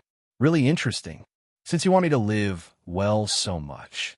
Then Mo Jingshin. From today on, I will live a nourishing and exciting life. So exciting that you can't even avoid it. You can see my shadow everywhere. High City in summer was hot enough. Mon studio was about to move to a new location. The office building had been built, and some of the internal offices needed to be cleaned up. It would probably be completed in more than a week. Jinwan, wearing a loose white printed t-shirt and casual shorts, was busy in the office with the tools for painting the wall in her hand. Xiaotian had just returned from buying a dozen popsicles and saw that the others who had come in to clean up the office had gone to bed, but Jinwan was still working hard. You really don't think of yourself as a boss. So many of your employees have sat down to rest. Why are you still painting there alone? Didn't the renovation workers say that these places will be blocked by glass? It's useless to paint them white. Anyway, they can't see them. Xiaotian went over and took out a popsicle from the bag and handed it to her. It's so hot. The building hasn't been connected to electricity and the air conditioner isn't working. I'm sweating all over. Come and cool down. Jinwan painted the last part of the office white, put down the tools in her hand, raised her hand to wipe the sweat on her face, and a piece of white paste on her hand rubbed against her cheek. There was not only white on her face, but also on her nose, chin, and neck. Xiaotian held back her laughter and handed her the popsicle. Eat it first. Remember to wash your face later. Jinwan looked at her in confusion, tore open the bag of popsicles and said, "Why are you laughing? Have you never seen such a beautiful boss? I've never seen a boss who looks like he's possessed by a fierce bull. What's wrong with you this week? Some time ago, you were dispirited and listless, but recently, you're full of motivation. You even work so hard. I don't think you need to work out recently. You just need to accompany the group of workers in this building to decorate and paint the walls." Jinwan took the wet towel from Xiaoba and wiped her hands. Then she took a bite of the popsicle and turned to look at the wall in the office. I don't plan to put glass there anymore. I plan to put something else. It's more comfortable to paint it in the same color. Xiaotian raised her eyebrows and glanced at the white patches on her face. When I went out just now, I met Vince in a nearby cafe. He's the one who has been sending you flowers. He knows that you are here and said that he will treat us to iced coffee in a while. He specially invited you. Will you go with him? Jinwan was expressionless. Didn't I tell you to tell him not to send me flowers in the future? You know what I mean. Why did you still agree to his invitation? Xiaotian spread out her hands. Boss Missouri has been hard to find recently. I have to find a second love for you. As the best bestie in the world, don't you understand my good intentions? Jinwan rolled her eyes. I think you're tired of my peaceful life and want to stir up some trouble for me. I'm not interested in that, Mr. Vince. If he wants to cooperate with me on a new project, I can meet him. But don't talk about anything else. Do you have to be so principled? You have principles, but that doesn't mean your husband has them. This morning, I saw a business magazine taking a photo of Mo Jingshin at an exhibition. Several of High City's socialites also attended the exhibition. As Xiaotian spoke, she looked at Jinwan seriously. Those socialites are still eyeing him covetously. They won't miss a single exhibition. They all stand behind him and ask to take a photo with him. And look at you. Every day, you dress up like a decorator. Even I feel embarrassed to say that your Mrs. Mo Jinwan nibbled the popsicle seriously and said carelessly, I also received the invitation to the exhibition, but I didn't attend it. So what if you were photographed standing with them? Did you see them kissing or hugging? When did you become so open-minded? Xiaotian looked at her incredulously and raised her hand to touch her head. A while ago, I thought you would collapse at any time like Lin Daiyu, but it seems that you don't look like that recently. Jinwan slapped her hand away, raised her hand to touch her head, and casually explained, I just feel that some things are not what they seem on the surface. Life has to go on. I can't keep living in depression and making my life a mess. Xiaotian sneered. That's so profound. I don't understand. Big sister, can you explain a little more simply? Jinwan bit the popsicle and said vaguely, I can only say that I'm more persevering and fighting. Xia Tian chuckled and wanted to touch her head again to see if she really had a fever. However, after eating the popsicle, Jinwan picked up the tools, turned back to the office, climbed up the high stool nimbly, and continued to paint the wall. Xiaoba leaned over to Xia Tian and whispered, "Sister Xia, who provoked boss?" Xia Tian shook her head. "I don't know. I think maybe he was really provoked." With that, Xia Tian was about to step forward to help Jinwan when she saw a business magazine on the high stool Jinwan was stepping on. The cover of the magazine was the one in which Mo Jingxin and those love-struck ladies were photographed in the same frame. But this magazine was being stepped on by Jinwan as a footrest. Xia Tian. Jinwan was busy in the new office building for 2 days. Xia Tian persuaded her to go back, but she ignored her. Her cell phone was left here without charging and was turned off for 2 days. When she left the building and was about to go back to the studio, she charged her cell phone in the car and turned it on. As she expected, she saw a large number of messages and missed calls pouring in. If her partners couldn't reach her, they would naturally call other people in the studio. Most of the missed calls were from the Mo family. They were from the Mo family. Then there were calls from the Yu Garden and Annie Chun. Chapter 392. My great aunt, there's finally news of you. As soon as she received Jinwan's call, Annie Chin hurriedly sighed and said, "Grandfather Mo called you all day yesterday, but he couldn't find you. Last night, he came to the Yu Garden, only to find that you and Mr. Mo were not there. We didn't dare to say much and just said that you and Mr. Mo were very busy recently. But Grandfather Mo must have found something wrong between you and Mr. Mo, so he left angrily. Today, he went back to the Mo family, but he asked me to contact you and tell you to go back to him immediately." When Jinwan saw so many calls earlier, she guessed that it must be related to Elder Mo hearing this. She felt even more guilty. After returning from America, she and Mo Jingxin had not returned to the Mo family. "My studio is going to move, so I've been busy here and didn't have time to care about home. Mr. Mo hasn't returned to the Yu Garden recently. I didn't dare to tell Elder Mo about this, but it's not good to keep it a secret. Madam, you should go back to the Mo family. Elder Mo didn't find you, and he didn't even get through to Mr. Mo's phone. Elder Mo is really angry." Jinwan immediately looked at the time. "I'll take some time to go to the Mo family in the afternoon." "Did grandfather say anything before he left?" "He didn't say anything. He only asked you to return to the Mo family." "All right, I understand." For so long, Grandfather Mo had doted on her the most and spoiled her the most. After returning to China, she hadn't visited the Mo family. It wasn't that she didn't miss Grandfather Mo, but that Mo Jingxin hadn't returned, and she couldn't go back to the Mo family by herself. In the past, they were always together, and now they were alone. It would definitely arouse suspicion. After all, the Mo family didn't only have Grandfather Mo. There were also his relatives who often visited the Mo family. In order not to make Elder Mo angry for too long, Jinwan returned to the studio to tidy up, change her clothes, and drove to the Mo family. It took her an hour to go from Jinlin building to the Mo family's old mansion. When she arrived, Jinwan called Annie Chun to reassure her. After getting out of the car, Jinwan found that Grandfather Mo had been waiting for her in the front yard. Jinwan put on a big smile and walked in with the boxes of tonics she had specially bought on the way. Elder Mo saw that she was alone and immediately walked out. He looked her up and down several times before glancing behind her. His face was filled with dissatisfaction and unhappiness as he asked in a heavy voice, "Why didn't Jingxin come back with you?" Mo Group is about to merge with Shine. He has a lot of things to do and can't leave. I just finished my work and saw so many calls on my phone, so I hurried back to see you. As Jinwan spoke, she stepped forward and held on to Elder Mo's arm with a smile. "Grandfather, people of our age are all busy. You have to understand, when you were young, you must have worked harder than us. If we don't work hard when we're young, how can we live out our remaining years as leisurely as you?" Elder Mo harumphed. "Don't talk to me like you're stirring honey. Last night, when I went to the Mo family, you and Jing Shun weren't there.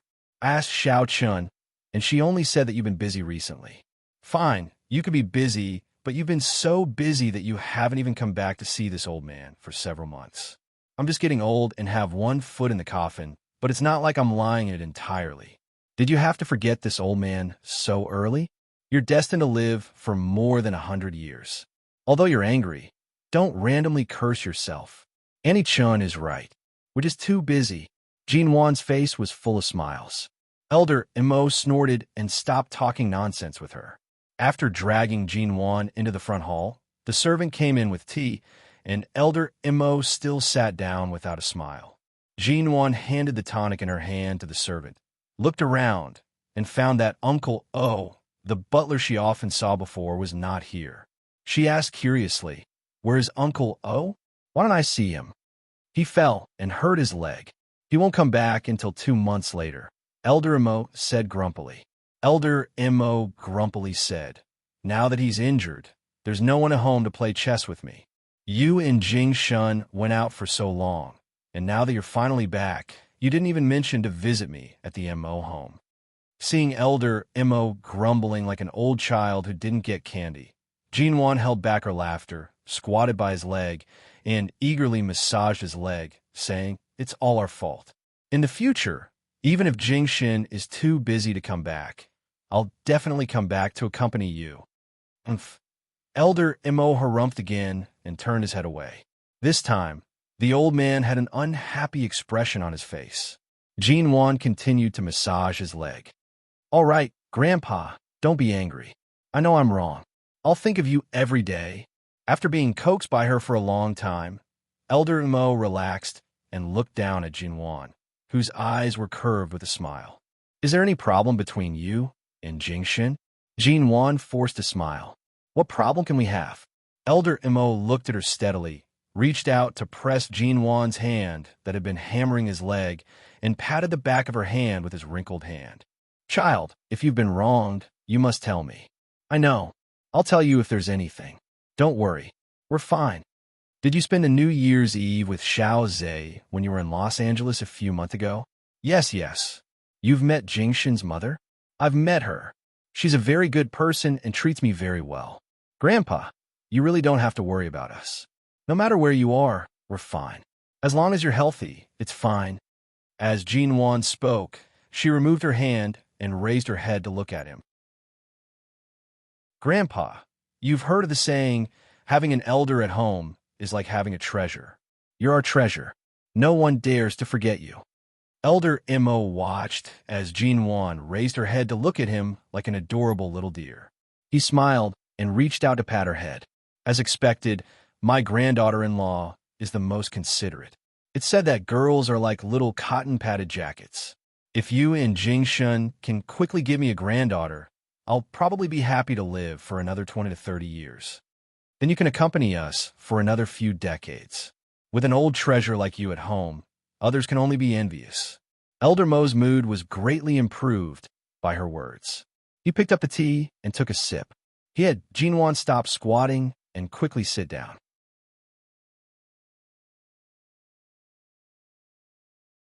Chapter 393. Grandfather Mo snorted.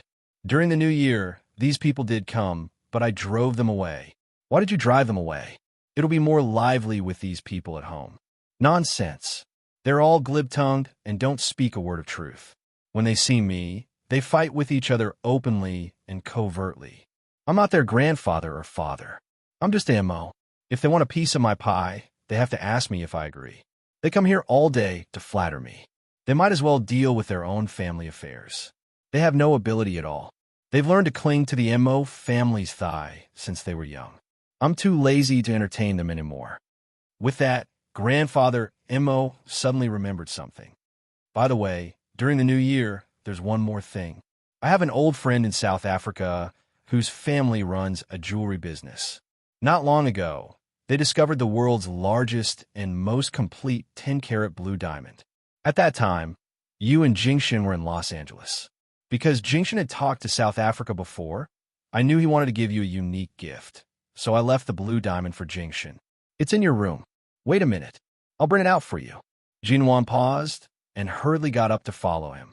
Grandfather Mo had gone out of the front hall and excitedly asked the servants to help him upstairs to fetch it. Not long after, Grandfather Mo came back with a velvet box and handed it to Jinwan. Come on, open it. Jinwan still looked at Grandfather Mo in surprise and then at the envious servants around her. After thinking for a while, she opened the box. The blue diamond in the box was very big. It shone brightly under the light of the front hall and was incredibly beautiful. And it was really a very complete, round blue diamond. It was not deliberately designed to be a water drop, a heart, or any other popular shape. It was a complete round, but it was the most valuable and complete diamond shape among the blue diamonds. Jinwan didn't know much about jewelry, but she knew that blue diamonds were very rare and more expensive than any diamond in the world, not to mention such a pure and complete round blue diamond. Such a diamond was worth at least hundreds of millions. Grandpa, this is too expensive.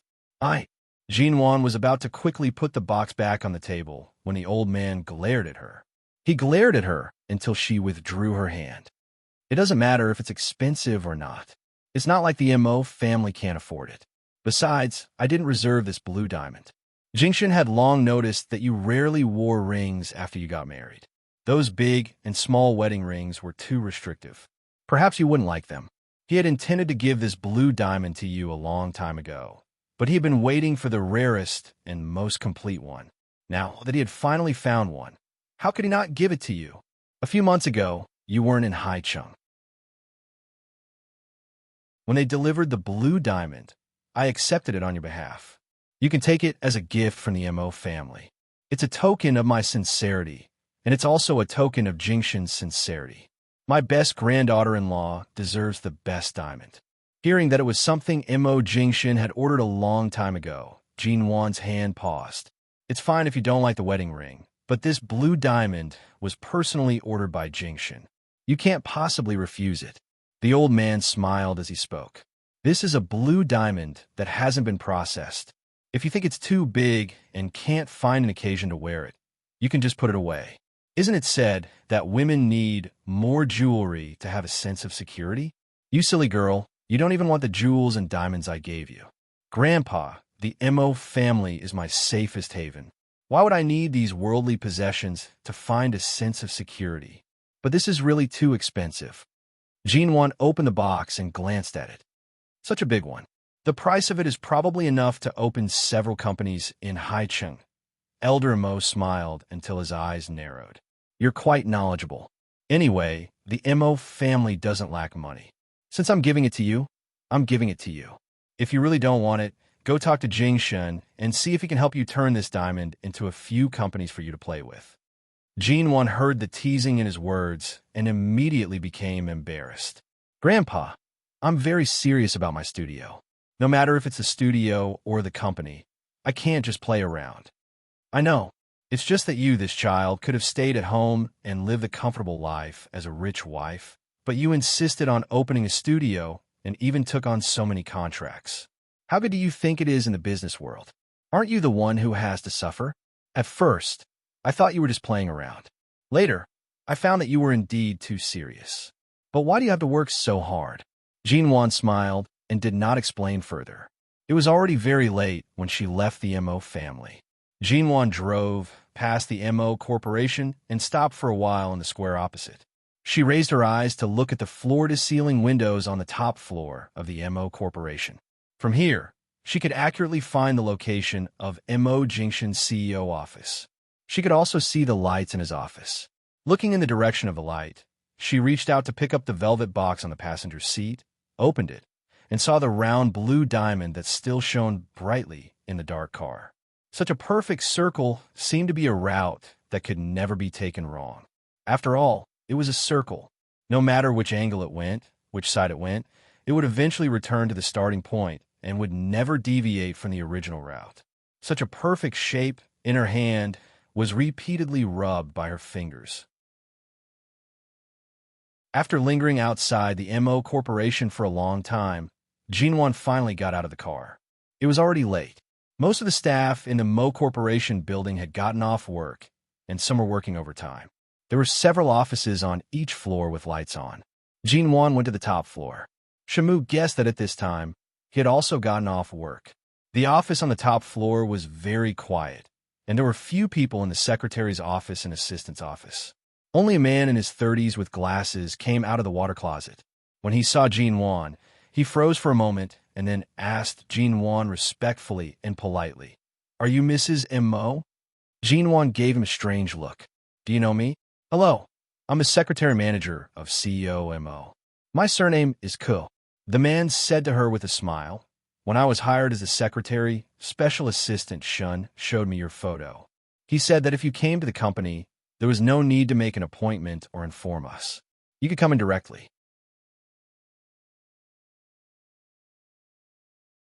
Chapter 394. Secretary Ko pushed his glasses up the bridge of his nose very seriously. It's not easy to be a secretary in these multinational companies. The workload is so heavy, and there are more and more male secretaries. Besides, there are both men and women in the secretarial office. The more detailed work is done by the female secretaries, and the more complicated work, such as CEO Mo's frequent business trips, is handled by a male secretary like me. The division of labor is very clear. Jinwan smiled because of his words. In fact, she was not surprised by the male secretary. Of course, she knew that there were many male secretaries now, and this position could be held by both men and women. Sometimes, men could do more things than women, and, of course, the workload was also greater. She was surprised that the position of secretary manager had been vacant for so long, but in the end, he chose a male secretary. She used to be jealous, wondering if he would have another beautiful female secretary by his side, but in the end, it was actually, "Mrs. Mo, are you here to see CO Mo? He is in the office. You can go directly to him," Secretary Ka said as he poured water in the water room. "I'm not in a hurry. What are you doing?" CEO Mo discussed several projects with Shine in the United States last night. After all, there is a time difference between China and the United States. He was busy all night and didn't rest during the day. Now, he has to continue a conference with the United States. I'm afraid he can't stand it, so I want to make a cup of coffee for him. Secretary Ka looked around as he spoke. "But I don't seem to find any good coffee." Jinwan looked at the cup in his hand and said with a faint smile, "Don't you know that Mo seldom drinks coffee?" "I don't think so. President Mo has been drinking coffee a lot recently. He doesn't sleep much at night. When he's busy, he relies on coffee to pass his days. Sometimes I'm afraid that his body can't take it. But President Mo does drink a lot of coffee recently. I guess the bag of coffee that Special Assistant Shen bought has been emptied. Now the coffee in the hot water room is left here by other secretaries, not President Mo's. I don't know if he can get used to it." The smile in Jean Wan's eyes faded. "You often drink coffee recently?"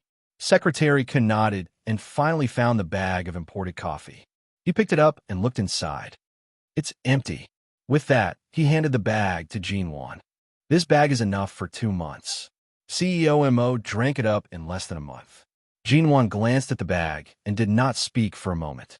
Then she took the bag and said, "If there's nothing else, you can go home. I'll take care of the coffee." Secretary Ka knew that she was Mrs. Mo, so she didn't ask much. "In that case, I'll have to trouble you, Mrs. Mo. I'll go back to the office to work for a while. CEO Mo's workload has been very heavy recently. If possible, please persuade him not to work day and night without caring about his health. No matter how young and healthy he is, he can't work like this." "Got it." After Secretary Ka left, Jinwan stood in front of the water closet for a while, threw away the coffee bag in her hand, and turned to enter the elevator. She went to a porridge shop downstairs to buy a bowl of red date glutinous rice porridge and took it upstairs. When she reached the top floor, she saw that Secretary Ka was still there, so she handed the porridge to him. "Take this to CEO Mo." Secretary Ka immediately smelled the porridge and looked at Jinwan with bright eyes. "The red dates and glutinous rice are good for the stomach, but Mrs. Mo, aren't you going in? Didn't you come to see CEO Mo? I won't go in and disturb him." You don't have to say that I bought this porridge, Jinwan said and smiled at him again, her attitude calm and unperturbed. Although Secretary Ku was dutiful, he didn't know as much as Shinmu about the relationship between Jinwan and Mo Jingshan. Hearing Jinwan's words, he nodded and turned to walk to the CEO's office. 5 minutes later, Secretary Ku came out and took out the bowl of porridge in his hand. Jinwan was about to leave, but she still hesitated in the corridor for a long time. When she looked back, she saw Secretary Ku coming out. "Mrs. Mo, why don't you take it in?" Secretary Ku was a tall man. He held the bowl in one hand and pushed up the glasses on the bridge of his nose with the other. He said in frustration, "I asked CEO Mo to eat some porridge before he started working, but he didn't even pay attention to me. He even asked me to take out the porridge and pour it out." Jinwan narrowed her eyes. "Did you tell him that I bought this porridge?" "How did you know?" Secretary Ku coughed and looked embarrassed. Jinwan resisted the urge to roll her eyes. "Why did you tell him?" "I was afraid that CEO Mo wouldn't drink it. I thought that since you bought it, he would know your good intentions and drink some, but who knew that he would ask me to take it out and throw it away?" Secretary Ku said with a wronged expression. Seeing Jinwan didn't speak, Secretary Ku pushed the porridge in front of her again. "Why don't you go in and have a try?" Why should she try? If she went in, the porridge would not be as simple as being thrown away. Secretary Ku didn't notice Jinwan's expression. He stuffed the porridge into her hand and pointed to the secretary's office. "I was sorting out the contract just now, and there are still some parts that haven't been sorted out. I'll leave the porridge to you, Mrs. Mo. I'll go back first." With that, Secretary Ku slipped back to the secretary's office. Jinwan stood outside the door of the CEO's office, looking at the bowl of porridge in her hand that could be thrown away at any time, and fell into a dilemma of hesitation. If she didn't take it in, the bowl of porridge would be cold. After hesitating for a moment, Jinwan raised her hand and knocked on the door, but there was no response. She pushed the door open and walked in. As soon as she entered, she shivered. Although it was minus 30 degrees outside at night, the air conditioner in this office was too cold. Glancing at the 18 degrees displayed on the air conditioner, Jinwan glanced at the man behind the desk, and then turned around to look for the remote control of the air conditioner. The air conditioner in his office wasn't the integrated kind, but a separate one. After finding the remote control, she raised the number of the air conditioner, turned her eyes, and stared fixedly at the man who was staring at her without a word because she came in. The temperature in the office gradually rose, and it was neither too hot nor too cold. Jinwan was still dressed in the white t-shirt and jeans she had been wearing for the past few days. Her hair was tied loosely behind her head, and she wore no makeup. Her brows were as calm as ever, her eyes dark and bright, and her skin fair. She never liked to put on makeup, and her facial features were beautiful. At this moment, she was no longer as tentative and careful as before. There was no smile on her face. Holding the porridge bowl in both hands, she walked over and put the bowl on his desk. Chapter 395. Mo Jingshan glanced at her expressionlessly. Obviously, he had no intention of eating it. Jinwan stood in this familiar office. The man in front of her was no longer as gentle as he used to be. He exuded obvious alienation and indifference. Jinwan could see his dissatisfaction from his eyes, so she smiled knowingly. "Don't get me wrong. I'm not here to pester you. CEO Mo, you can think of it as the person in charge of my small studio. After you invested 200 million yuan in our studio, I came here to curry favor with you. Just think about it from another perspective." With that, she suddenly turned and walked to his break room. "Eat your food. I'll go to your break room and take away all the clothes you bought for me in the wardrobe." Then she walked straight in without looking back. She acted as if she were just passing by his office. The break room was still the same. It was silent. She turned on the light, and the cold-toned, completely masculine break room was in front of her. Jinwan went straight to the wardrobe and opened it. Sure enough, she saw that so many clothes he had prepared for her were still here. If a person really hated another person, he would hate even the slightest trace of the other person.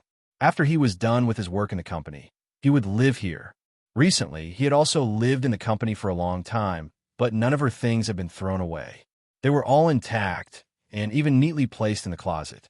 Jinwan was not in a hurry to take away her things.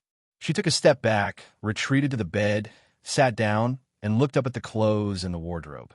The office outside the door was very quiet. She didn't know whether Mo Jingshin had eaten porridge or not, but Secretary Ku said that he had been busy all night. If he really refused to accept her kindness, she could only call Shunmu and ask him to contact a nearby hotel to send some food over. Now Jinwan did whatever she wanted. After calling Shinmu, regardless of whether Mo Jingshin would eat or not, she just sat on the bed and stared at the clothes in the wardrobe. The air conditioner in the office had been adjusted to the most comfortable temperature by Jinwan. Mo Jingshin looked at the bowl of porridge placed alone on the desk. After a long while, he put down the pen in his hand and rubbed between his eyebrows. Then Mo Jingshin received a call from the United States. CEO Mo, Su Jilan committed suicide in prison. Fortunately, we found her in time and barely saved her life when she was sent to the hospital, but the medical conditions in prison are too poor. She coughed up blood yesterday and kept asking to see you or call you. The man put down his hand that was rubbing between his brows. There was no joy or anger in his words. His calm voice carried a chilling indifference. What? Has the LAPD become so indecisive that they can't even control a person who's trying to make trouble inside? Do you still need me to show up? The man on the other side of the phone was covered in a cold sweat.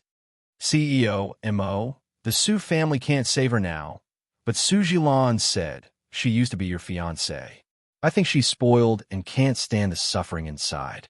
She has lost a lot of weight and keeps asking to see you every day. If it were someone else, we'd deal with it the same way, but after all, she used to be with you, and Mo Jingshin's tone was indifferent. For such an unruly person inside, deal with her the way you do. But in her current state, if she dies here one day, we're afraid. Don't tell me anything about this Miss Su in the future. Whether she lives or dies, it's her own fault.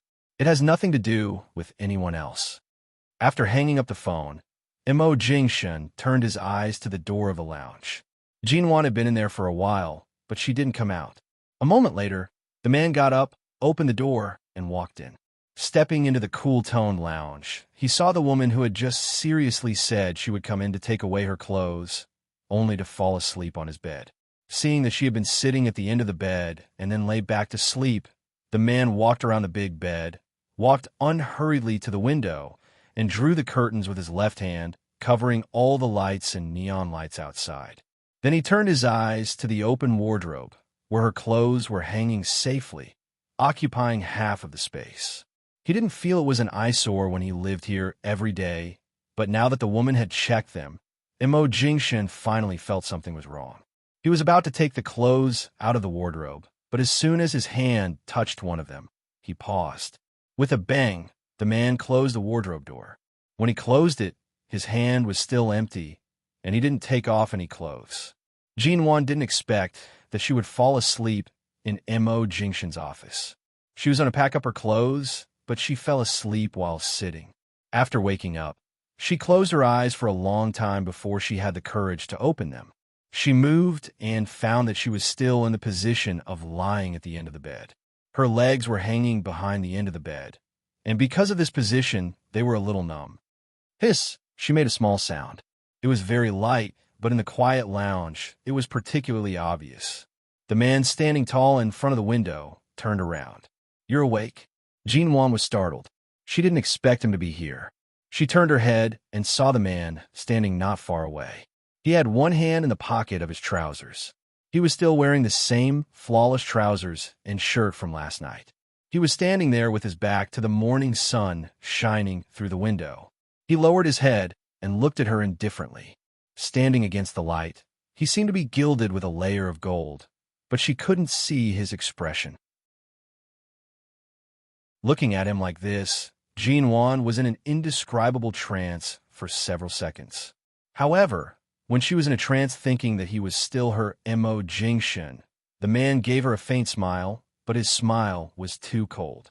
Although you want to play the warm card in front of me, you have to remember clearly that I haven't lost my memory. I don't need you to remind me of all the beauty and warmth that happened in the past. It's a waste of time and emotion to touch me in this way. You might as well not speak and just stand here. She could still have a sweet dream. His words shattered her dream again. Jinwan closed her eyes, opened them again, sat up, raised her hand to rub her hair, and said tiredly, I've been doing manual work in the new office building these days. I didn't expect that I could fall asleep sitting here. When she said this, she seemed to be mocking herself. Mo Jingshan, if you don't speak, you're really beautiful and pleasing to the eye, but now as soon as you speak, you directly poke at my heart. Really? She smiled. Don't you think so?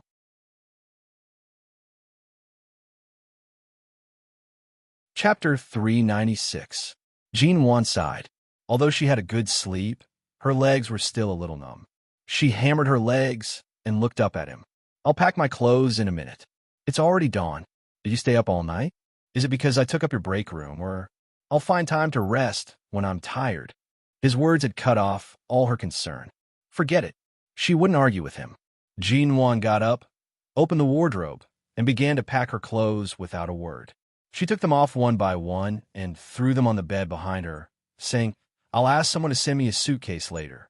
You bought so many clothes for me. I can't take them away without a suitcase. The man didn't speak. It took Jinwan more than 10 minutes to take out half of the women's clothes in the wardrobe. Then she fixed her eyes on the shirts inside, suddenly raised her hand, pulled off several shirts, and threw them hard on the bed. She turned to see Mo Jingshan's deep eyes staring at the shirts as though he was deep in thought. I've also worn these shirts of yours. More than once, I've swaggered around here in your shirts. Now that I'm packing up, I'll take these shirts away with me. Jinwan turned her face away from him and stared at the shirts. The man was silent for a moment, turned his head to look out of the window, and said indifferently, Up to you. Jinwan pursed her lips, suddenly turned around, pulled out 2 suits from the wardrobe, and threw them on the bed. When the man left the window and walked out coldly without looking at her, she said to his back, I've worn these coats before. The man grunted, opened the door of the break room, and walked out. Damn it. He didn't react at all. Jinwan wanted to run out and say, I've slept with this man many times. Shall I take this man with me? But reason held her back, telling her that enough was enough. Right now, Mo Jingshan was much more stubborn than her. If she really did something too irrational, who knew what would happen to him? She called Xia Tian, and Xia Tian would pick her up with a suitcase. Jinwan washed up in the break room, dried her hair, and changed her clothes. When she walked out of the break room, she saw Shun Mu entering the office. When he saw Jinwan, he habitually nodded to her in greeting. Jinwan waved at him as though nothing had happened. On the contrary, Mo Jingshan remained expressionless. Jinwan glanced at his desk. The porridge bowl was gone, and the food that she had asked Shinmu to send over last night was also gone. Someone must have taken it away. She didn't know if Mo Jingshan had eaten it or not, but the chances of him eating it were very slim. Xiatian had promised Jinwan to pick her up, but she didn't tell Jinwan that she had set a new cooperation plan with BGY Group yesterday. On the day of the meeting, she had also arranged a dinner with their general manager, Mr. Vince. The next afternoon, when Jinwan was about to get off work, Xiatian suddenly mentioned such a dinner party. Jinwan was baffled. Didn't you say that the cooperation plan is set for next month? Why is it so sudden? Anyway, this deal can't escape from our hands. That Mr. Vince also wants to curry favor with you, so he gave us the plan in advance. We'll just sign the contract a month in advance. Xiatian winked at her. You have to go to this dinner party tonight. If you dare to screw me up, I'll resign in front of you. Jinwan, in the past, when she and BGY often worked together, she had a lot of contact with that Mr. Vince. However, after learning about the flowers, she almost cut off contact with Mr. Vince. She thought that the other party was very sensible and understood her attitude, so he didn't pester her. However, this time, instead of sending flowers, she gave them the plan she had planned in advance. Although it wasn't the first time that Jinwan had gone through the back door, the feeling of being forced to do something beyond her own abilities was really uncomfortable. This clearly made her owe Mr. Vince a favor. Jinwan glared at Xia Tian. Xia Tian narrowed her eyes and smiled at her. Her expression was as though saying, "Since this great aunt wants to help you find a second spring, you have to go whether you want to or not." That night, Jinwan was dragged to this dinner party by Xia Tian. Although it was called a dinner party, it was nothing more than eating, drinking, and talking about cooperation projects in a high-end hotel. After the dinner, they couldn't leave immediately, so they found a nearby entertainment club to drink and sing. Every time they met, it was the same. Dinner parties were nothing more than eating, playing cards, drinking, or doing something more in-depth. People in the business world knew these things too well and were familiar with many things. However, there were many upright people who simply took advantage of such an occasion to promote their relationship, business, and cooperation. The dinner party that Jinwan participated in was already very high-end. If it were Mo Jingshan's dinner party, everyone would probably treat him like a Buddha, and no one would dare to ask him to condescend to participate in it in person. Just now, because of the spicy food, Jinwan's stomach was not feeling well, so she didn't eat much. After arriving at the club, when everyone was having a good time, Jinwan took a stack of matcha cakes and a glass of red wine to fill her stomach. As soon as she took a few bites, Mr. Vince came straight to her and sat down next to her. Jinwan couldn't help but put down the glass and cake in her hand and said politely, "Sorry, I didn't eat much just now, so I'm a little hungry. You should eat. What's there to be embarrassed about?" Mr. Vince smiled and sat next to her, looking at her plain appearance. Unlike other women who specially dressed up in a dinner party, she was so simple and casual that he wondered if he could smell the clean scent of shower gel and shampoo on her when he held her. Seeing Jinwan didn't talk much as usual, he said, "I heard that you used to eat spicy food. What's wrong with you today? Is your stomach uncomfortable?" "Well, I'm a little uncomfortable." Jinwan smiled politely at him and didn't explain too much. She moved aside another centimeter unobtrusively, trying to keep a distance from him.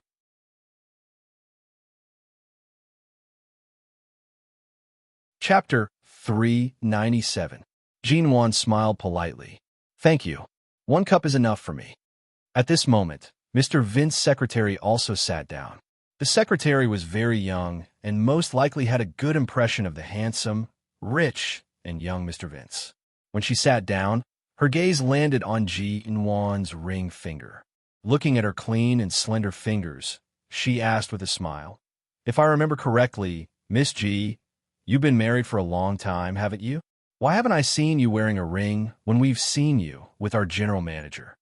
Jinwan lowered her head, forked another piece of matcha cake, and fed it into her mouth. After swallowing, she glanced at the secretary and said mildly, "You're thinner than when you got married, and your finger bones are too thin. I can't wear the ring, so I left it at home." "Why? Is it strange not to wear a ring after getting married?" "Of course it's not strange. It's just that I've never seen you wear a ring, nor have I seen you and Mr. Mo appear at the same time. Those who don't know might think that you're no longer together, or that Miss G deliberately let others think that you're single, so that it's convenient for you to go out and socialize."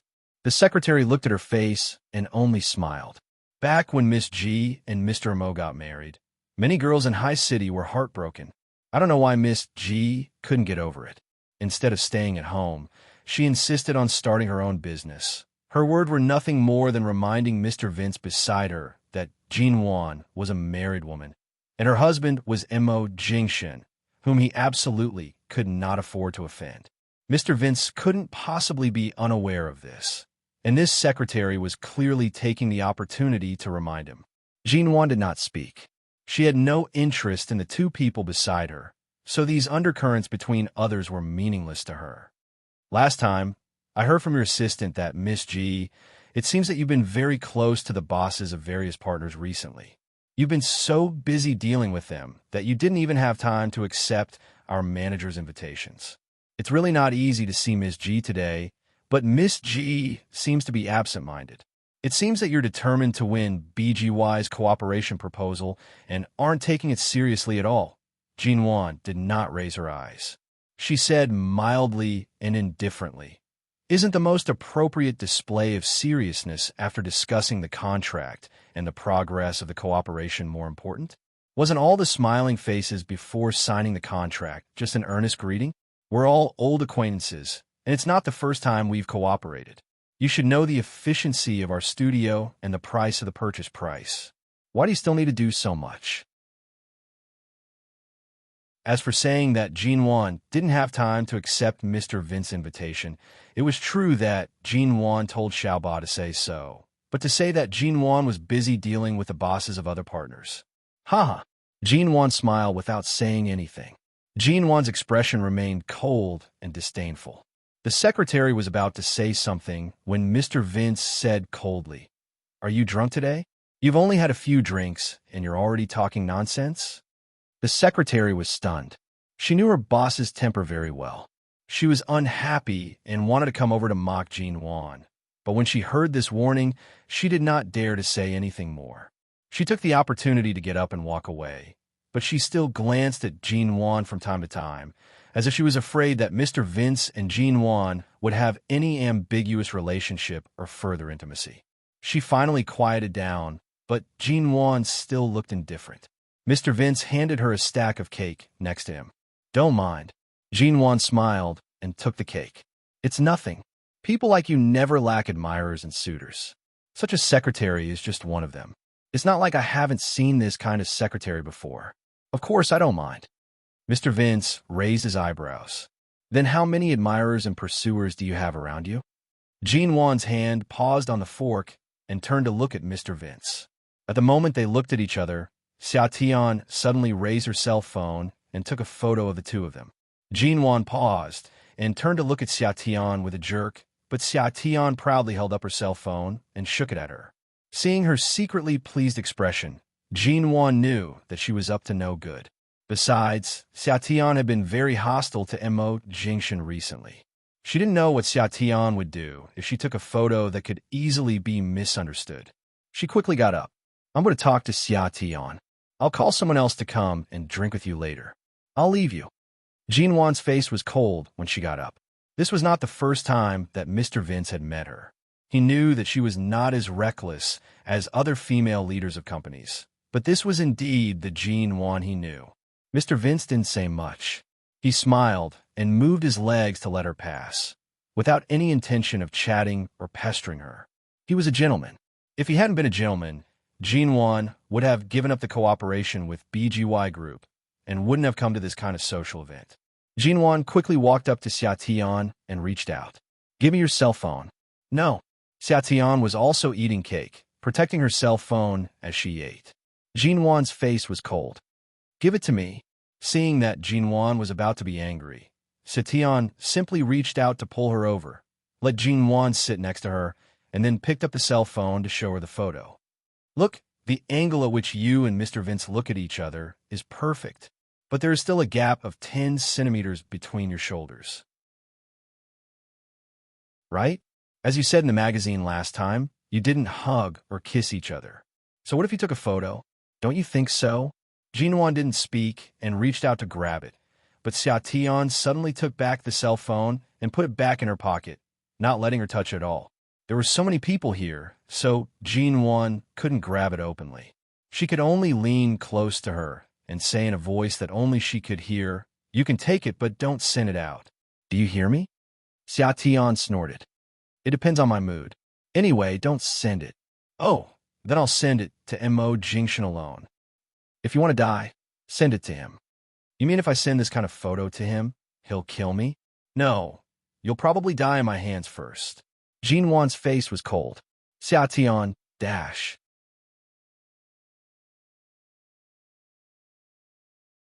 Chapter 398.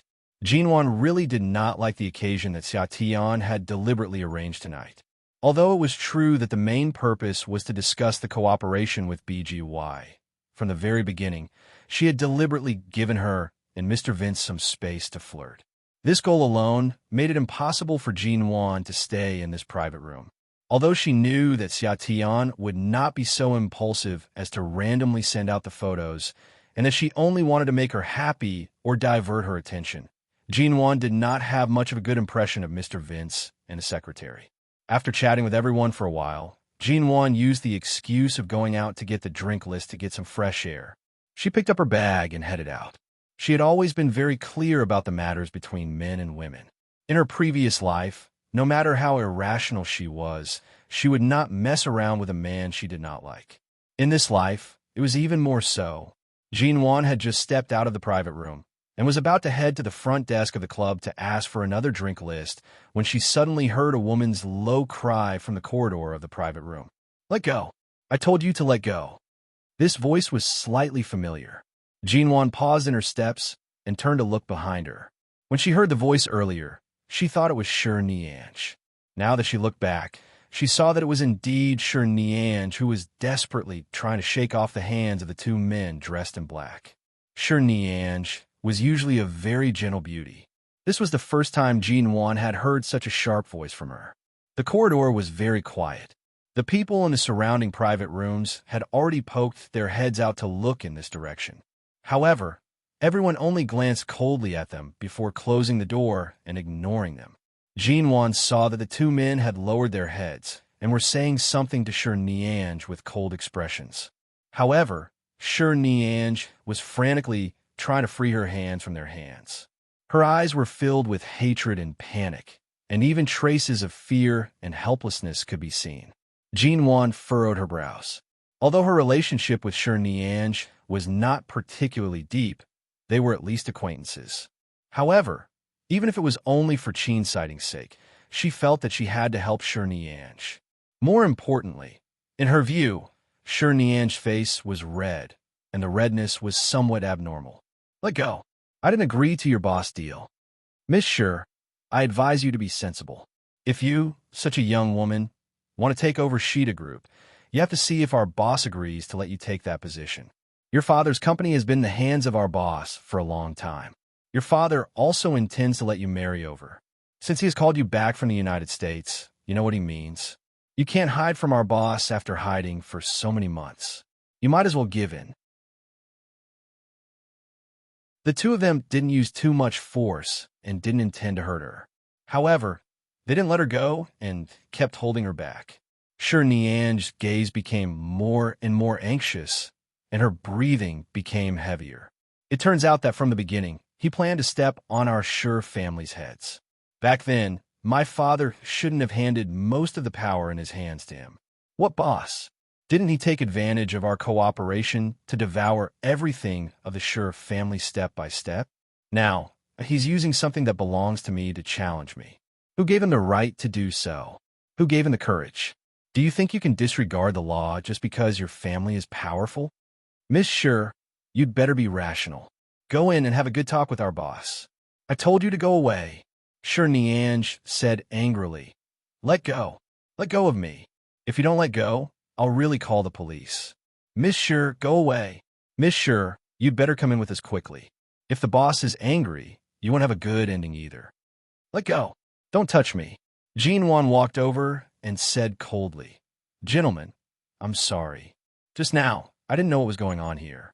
I saw someone shouting to call the police, so I called the police. I don't know if it will cause you any trouble, but the police station is not far from here. The police are already on their way." She spoke as if she had accidentally called the police, but her tone was cold and full of warning. The two men finally let go of Niange's hand, but they obviously looked at Jean unhappily, despising her for being a busybody. Jean walked over and stood in front of Niange. Seeing the abnormal blush on her face, she felt that she seemed to have been drugged. She wanted to escape, but was stopped by the two men. Miss At this time, one of the two men looked at Niange with a cold expression and said very vaguely, "I advise you to go with us. I'm afraid nothing good will happen to you in your current situation. After all, our boss is an old acquaintance of yours. If you meet a stranger like this..." Niange's hand trembled as she raised it and grabbed Jean wrist. Jean felt the heat on her wrist. Sure enough, she guessed right. She must have been drugged. "No need. I'll stay here with her and wait for the police to come." Niange's voice trembled slightly, but her tone was extremely firm. Hearing that she was also threatening them with the police, the two men hesitated and finally gave her a warning look. Miss Sure, you'd better behave yourself. If you leave like this today, if our boss is unhappy, we can't guarantee the future of Sheeta Group. Feeling the stiffness in Sure Nian's hand, Jin-Wan subconsciously held Sure Nian's hand, lest she really made an irrational choice when she was not sober and irrational.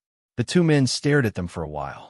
Seeing that Jin-Wan was going to stick her nose into other people's business, they turned and left unhappily. When the two men walked away and entered a private room, Jin-Wan took the opportunity to help Sure Nian into the bathroom not far away. Miss Sure, are you all right? Sure Nian forced a smile. I'm fine. Are you not feeling well? Or, Jin-Wan raised her hand to feel the temperature of her face. Did you drink something dirty? Sure Nian was a little embarrassed. She hesitated before answering. The thing I drank was indeed drugged.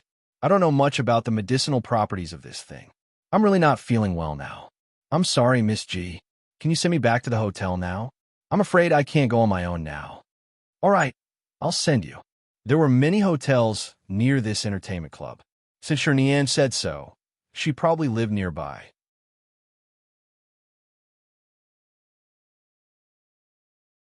Chapter 399. Of course, she didn't mean to send Sure Nian to Qin's sighting like this, which was no different from sending a sheep into a tiger's mouth. But in her impression, the only person related to Sure Nian seemed to be Qin's sighting, not to mention the two of them were emotionally involved. I'm afraid you can't go back to your room like this. I'll call Dr. Qin, or I'll take you to the hospital. Sure Nian didn't seem to hear Jin-Wan's words. Her body was hot, her cheeks were red, and her eyes were blurred. She staggered against Jin-Wan's side. Seeing that she didn't hear her clearly, Jin-Wan helped her steady and was about to walk out of the club when she saw a young man coming out of the private room the two men had entered. The man was a well-known figure in High City. Jin-Wan seemed to have brushed past him at a banquet. She only had a very faint impression of him, but he seemed to have a very subtle relationship with Sheeta Group. The man glanced in this direction. To avoid getting into trouble, Jin-Wan quickly took Sure Nian to hide behind a corner. When the man looked away again, she took Sure Nian and carefully slipped out of the club along the crowd in front of the door. Let's go. I'll take you to the hospital. Jin-Wan also drank some wine tonight and couldn't drive. She helped Sure Nian to the roadside to stop a taxi. Sure Nian was probably really confused and irrational. Following by Jin-Wan's side, she nodded in panic and then shook her head. After helping her into the taxi, he told her the address of High City Central Hospital. He then raised his hand to grab Sure Nian's hand that was about to pull open her clothes. He picked up his phone with the other hand and hesitated for a moment. He then glanced at the male driver in the taxi. The driver kept glancing at the rearview mirror, as though he had noticed that Sure Nian's condition was not right. Two women, one of whom had been drugged and looked seductive, faced a male driver who looked strong and strong. Jin-Wan secretly sent a text message to Qin's sighting with her cell phone, but she didn't know when he would see it. Dr. Qin, are you in the hospital? Sure Nian was drugged and is now with me. Should I take her to the hospital, or do you want to come to a nearby hotel? Less than a minute after the message was sent, Qin Shitting called. What the hell are you texting? Qin's sighting's tone was cold. Obviously, it was because she was talking about Sure Nian, but even if it sounded cold, didn't he immediately call back? These duplicitous men were really in need of a lesson. Miss Sure is with me right now. Are you coming?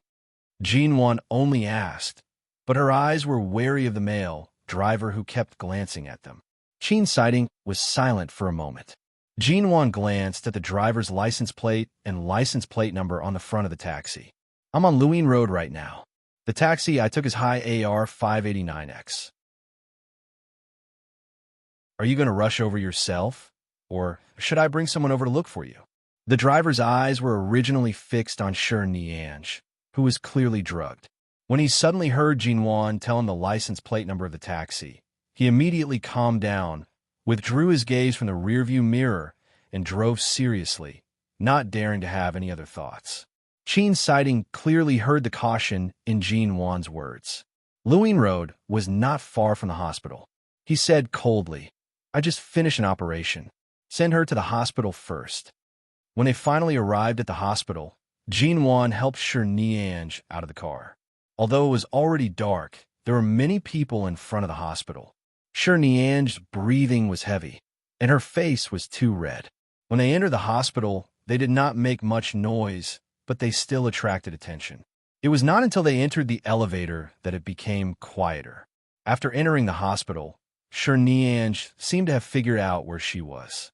She was clearly uneasy, staring at the numbers on the elevator in a daze. "I'm not sure if it's appropriate to send you to Dr. Chin. Right now, if you're still awake, you can refuse. I can send you to the hotel immediately," Jinwan said softly. Shirniange leaned against her. Her hot breathing and increasingly heavy breathing made her look very uncomfortable. At this moment, she suddenly smiled and said hoarsely in a low voice, "It's not that I haven't slept with him, but looking at me now, I'm afraid the only way he can help me is to give me a tranquilizer. He won't do anything like what you think." Jinwan did not speak anymore, holding her steadily with her hand. Although she did not ask more, she remembered that Nanhung had said that Shirniange had gone to America 4 or 5 years ago. Shirniange was 2 years older than Jinwan. In the months after returning to China, the relationship between her and Qin Sighting had clearly not eased. If they had really slept together, could it be that when she was 17 or 18, she and Qin Sighting Shirniange did not know if she was really confused by the drug? She leaned against Jinwan's side, saying hoarsely and softly, "Back then, before I returned to America, I got him drunk and fell on him. After I raped him, I patted my butt and left. I've been gone for so many years." She smiled as she spoke, but there was loneliness in her eyes. "At that time, I was indeed young and impetuous, and I was indeed too selfish. When I chased him, I was so passionate, and when I left, I was so resolute and thorough. It's understandable that he hates me, Jinwan." What could she say? She could only say that it was already very impressive that Shirniange had the courage to tear Dr. Chin's clothes. She could even rape a grown man. She could only give her a thumbs up. Impressive, impressive, really impressive.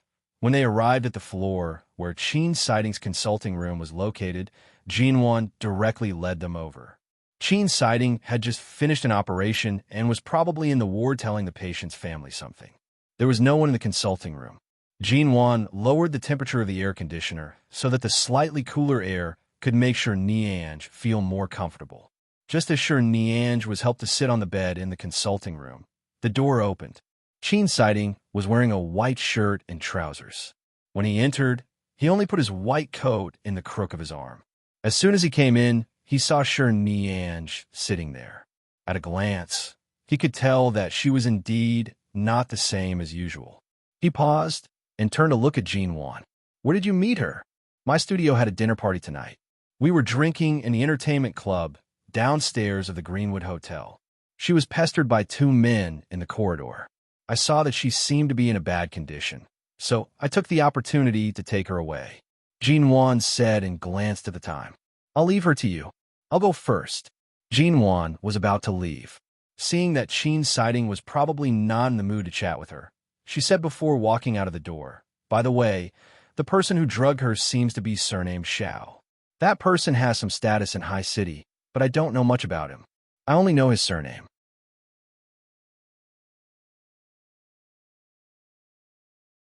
Chapter 400. My colleagues from the studio are still in the club. I'll take a taxi back. You don't have to worry about me.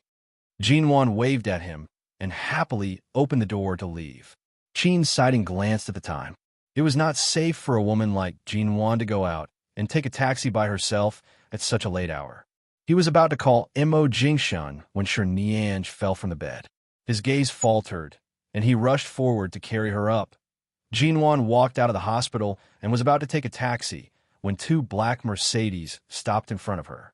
The window of one of the cars rolled down, and the man with the surname Xiao sat in the car coldly, looking at her coldly, as if a venomous snake had suddenly jumped out of nowhere staring at her coldly and fixedly.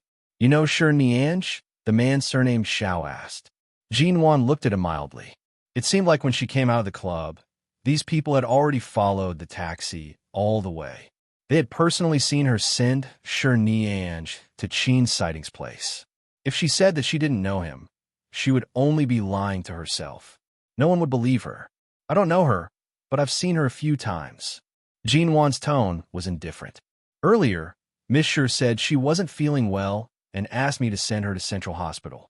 I took a taxi to send her here. Is there anything wrong with that? The man surnamed Xiao lifted the corner of his lips. His voice was cold. You sent the woman I wanted to Qin's sightings place. Tell me, is there anything wrong with that? He was quite direct. He didn't hide anything in his words at all. Jinwan was expressionless. I'm sorry. I've only met Miss Sher a few times. I don't know much about her. Even if I helped her out, I only sent her to the hospital. By sending her to this hospital, you've rescued this little rabbit from my cage. The man surnamed Xiao narrowed his eyes coldly. My rabbit is gone. Tell me, what should I do with you? The man's words sounded extremely gentle, but if one listened carefully, they were cold and frightening. His eyes seemed to be smiling, but they were sizing her up. Then what do you want? Jinwan asked in return. There was no fear in her eyes. The other party watched her for a moment with a faint smile, slowly saying, the rabbit that I've carefully raised abroad for several years has disappeared. This cage is empty, and it looks lonely. Why don't I catch another rabbit? Even if it's not the original one, at least it doesn't look too bad. Of the two famous young ladies in Haicheng, aside from Sher Nianj, it's you, Miss Ji, isn't it? The composure on Jinwan's face cracked. You know me? The man laughed coldly, and the back door was opened by another man who looked like a bodyguard. Miss Ji, if you know what's good for you, get in the car. The man surnamed Xiao looked at her. His eyes seemed to be smiling, but not smiling, seemingly cold but not cold. Jinwan did not move. Her cool and quiet voice slowly came out of her mouth. Since you know me, you should know who's behind me. You dare to touch me, are you sure? The man surnamed Xiao looked at her expression that was neither afraid nor flustered and smiled coldly. His tone was indifferent as he said, the person you can't offend the most in Haicheng is not the high officials or the mayor, but Mo Jingshan. You have the Mo family behind you. Of course I know that. But the people who are afraid of the Mo family don't include me, Xiao Lui. The man clearly did not intend to speak any more nonsense. The car window slowly rolled up. However, the car door in front of Jinwan remained open. The bodyguard said coldly, please get in. Jinwan still did not move. If I don't do it, are you going to use force? The bodyguard said expressionlessly, then don't blame us for being impolite. Our CEO, Xiao, has always been polite to women. Don't refuse a toast and drink a forfeit. Is drugging Miss Sher considered being polite to a woman? Jinwan asked with a mocking smile. The bodyguard still said coldly, Miss Sher is just a special case. It was her father who drugged her, not our CEO, Xiao. If he wants a woman, he doesn't have to do that. This kind of thing had little to do with Jinwan. She was just listening, but now it seemed that if she didn't get in the car, it would only lead to more unnecessary consequences. Even if she resisted with all her might, it would be useless. She looked around. There were no patrolling police cars, and it was already past 10 o'clock in the evening. There were fewer people in front of the hospital than before. If she rashly called the police or asked for help, her cell phone would probably be taken away. After thinking for a while, she didn't resist anymore and obediently got in the car. Xiao Lui sat in the passenger seat and silently watched Jinwan get in the car through the rearview mirror. Jinwan didn't resist at all after getting in the car. She just pressed the bag in her hand and asked calmly, is this kidnapping or what? Can you not confiscate my bag and cell phone? Xiao Lui looked back at her. Have you ever seen me kidnap someone in such a moral way? Jinwan also coldly looked at the bodyguard outside the car door and the driver in black in the car. If this isn't kidnapping, what is it? I've made it very clear. The rabbit in my cage has run away. I have to catch another one. I'm married. Why do you want to catch a married woman? That's not necessarily the case. You, rabbit, are more interesting. Moreover, you're very useful. At the very least, you can invite this god, Immerse out.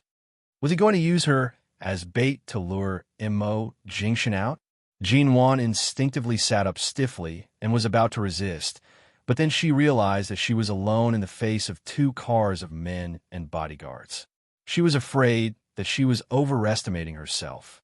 She looked at the man sitting in the passenger seat. No matter how sophisticated your kidnapping method is, it's still kidnapping. Xiao Lui coldly raised his eyebrows and didn't reply. Obviously, no matter what she thought, she couldn't escape now. Since the other party didn't intend to hurt her for the time being, Jinwan didn't make too much noise in his car. Since she was already here, she might as well take things as they come. She leaned against the car door and looked out of the window. The car was air-conditioned and quiet, so she could silently feel the coldness, danger, and mystery emanating from this man surnamed Xiao. The author's words. 1. It's not that the female lead isn't decisive, but a person who has truly loved won't believe that love is gone just like that. She tried hard to fight for it, which means she didn't disappoint the one she once loved. Even if one day, as you say, she really doesn't come back, she won't feel guilty. 2. When the time is right, I'll torture back. I know the pace of the plot, so I don't have to worry that I'll go astray or that I won't be able to make up for it. 3. Releasing chapters is very tiring, especially for a stay-at-home mom like me who has a baby to take care of. It's very difficult for me to save some chapters. I have to wait for the baby to go to bed before I can squeeze out time to write. My schedule is very irregular, and I write very slowly. I'm also very envious of those who can write more than 10,000 words a day.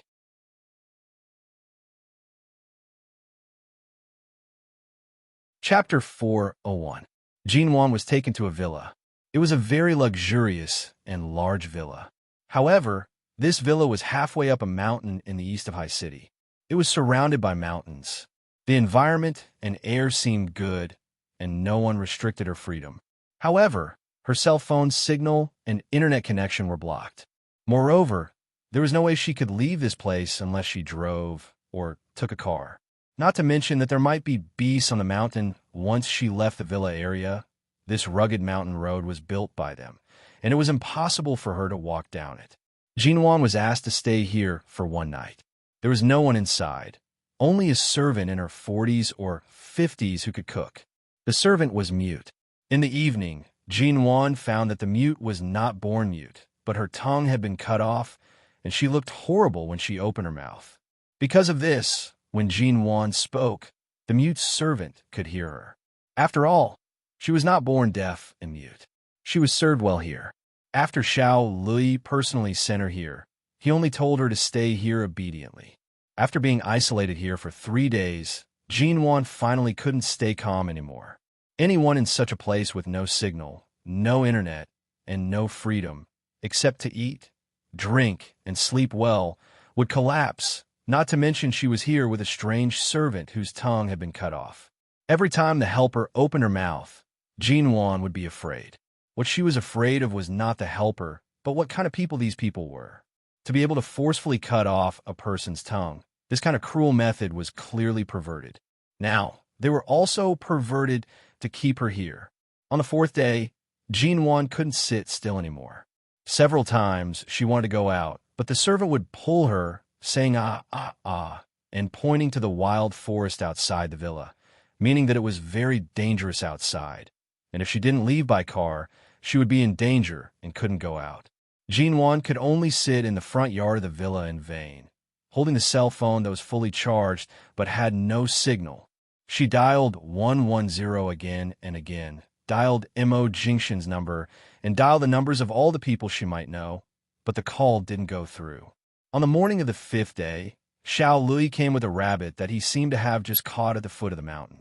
Covered in blood, Rabbit was dragged into the villa by the ear by a bodyguard. Jinwan hadn't slept well these days. She sat in front of the villa with dark circles under her eyes. When she saw Xiao Lui come in, she couldn't help asking, "How long are you going to keep me here?" Xiao Lui glanced at her expressionlessly, took the rabbit from the bodyguard's hand, and threw it in front of her. Jinwan subconsciously dodged backward. She lowered her head to look at the bloodied rabbit on the ground and instantly felt a chill run down her spine. She raised her head to look at him. Are you a pervert? Had you ever seen a pervert give a roasted rabbit to his prisoner? Jinwan glanced at the dead rabbit on the ground and took a step back. I'm not interested in eating it. Xiao Lui expressionlessly walked past her. When he entered the villa, he glanced at the breakfast placed on the dining table. Seeing that it hadn't been touched, he glanced back at Jinwan. Miss Ji, are you not used to the food, or are you going on a hunger strike to resist? Jinwan looked at him up and down, saying indifferently, You're no one to me. Even if I starve to death here, it's useless. Why do I have to resist in such a stupid way? After being locked up here like an idiot for several days, anyone would lose their appetite. I can't eat anymore. Xiao Lui glanced at her again, coldly smiling. You're quite sensible. Ji Yinwan glanced at him. Seeing that I'm sensible, can you tell me why you locked me up here? Such good food and drinks may seem like nothing, but this kind of mental torture is even worse. What grudge do I have with you that you have to torture me like this? Xiao Lui coldly withdrew his gaze and didn't answer her. He sat at the dining table, asked the servant to bring new tableware, and ate the breakfast specially prepared for him by the servant. As he ate, he said calmly, Miss Ji, sit here and let's have chat. Jinwan walked over, but didn't sit down. She just stood by the dining table and kept a safe distance from him. Xiao Lui didn't force her to sit down. Glancing at her guarded expression, he said indifferently, It seems that I overestimated your position in Mo Jingshan's heart. He is indeed more ruthless and calm than I knew him. He had learned the news that you were taken away by me 5 days ago, but he still hasn't taken any action. Really? Jinwan's expression was very calm. Aren't you sad or sad? During the days I took you away, your husband didn't care about you at all. He didn't even take any action. There's nothing to be sad about. Our relationship has long been in trouble. It's normal for him to ignore me. Xiao Li looked at her for a while and smiled coldly. Why do I feel that you want to cry? Jinwan glanced at him coldly, and there was a lot of mockery in her eyes. Do I look like I want to cry? She obviously despised and repulsed Xiao Lui, a pervert of unknown origin, and her tone was not polite. I'm not surprised that a man who no longer loves me can be heartless to me now. I've already cried. Do I still need to cry in front of people like you? Xiao Lui casually smiled. It seems that CEO Mo really doesn't care about you. I thought he would do something in the dark, but he didn't do anything in the dark. It's clear that he doesn't even care about your life. Jinwan glanced at the man who deliberately poked her heart with words. Oh, Xiao Lui suddenly smiled. Since Mo Jingshan doesn't want you, why don't you just marry me?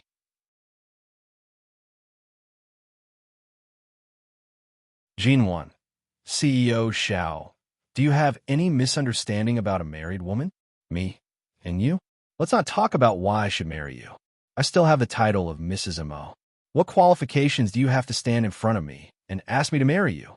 Speaking of which, we've only met once, and today is the second time we've met. Xiao Li leaned back in the chair, his voice still cold.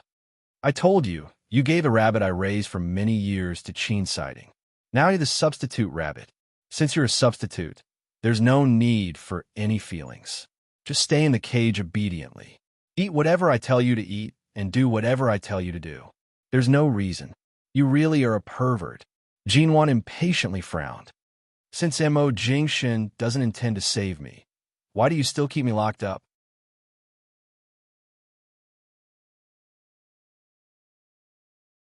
Chapter 402. The 8th day. The summer heat persisted, but the wind in the mountain villa was very comfortable. Jinwan calmed down and took it that she had taken some time off to spend her vacation in such a place. Xiao Li did not come again these days, but sent someone to buy some clothes she could wear. There were many types of clothes, both inside and outside. There were even swimsuits, and none of them were cheap. Perverts were indeed perverts. Even the way they kidnapped her was different from that of those fiends outside. Jinwan took a nap and soaked herself in the pool when she got up. Anyway, there were only her and the mute helper here. Every day, she would talk to herself here. A few days ago, she was afraid that Xiao Lui would come, so she didn't dare to enter the pool. These days, she found that he probably wouldn't come again. Taking advantage of the hot weather today, she put on her swimsuit and entered the pool to kill time. Fortunately, the swimsuit was a conservative style. She stayed in the pool for a while, then climbed out, drank the lemon juice that the helper made for her, and returned to the water. It was really boring, so she practiced holding her breath in the water. She held a stopwatch and counted the time. Although she could swim, she couldn't hold her breath for too long. She still remembered that when she and Immerse fell into the sea because of a car brake failure, she choked in the water and coughed so hard that her lungs were about to explode. She repeated this practice for 2 hours and successfully and steadily increased the time she could hold her breath by more than 10 seconds. Jinwon swam back and forth in the water contentedly. When it was almost evening, Jinwon swam around again, held her breath in the water for a while, and abruptly came out of the water.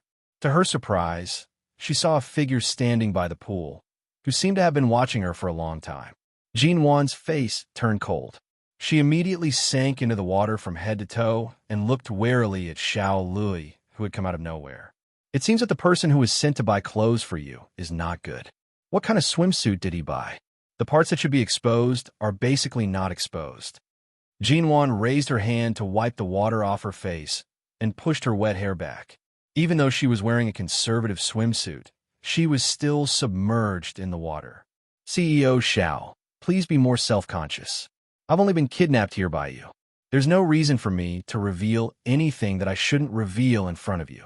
Go into the villa and hide yourself. Xiao Lui casually picked up the towel on the white recliner. I'll stand here. If you want to come out, you can come out. If you don't, just soak in it. Jinwon, not only was he a pervert, but he was also a lunatic with terrible behavior. She had been in the pool for a long time. If she continued to soak like this, not only would her skin be damaged, but she couldn't continue to soak like this. She slowly swam over in the water. Just as Xiao Lui thought she was going to come up like this, Jinwon abruptly raised her hand, grabbed the bottom corner of the towel, and yanked it down harshly. Xiao Lui paused, looked down, and saw that she had wrapped the towel that had fallen into the pool around her body. Disregarding the fact that the towel was also wet, she climbed up from the side of the pool with the towel wrapped tightly around her. Xiao Lui stared at her pair of long, white legs under the towel and walked over.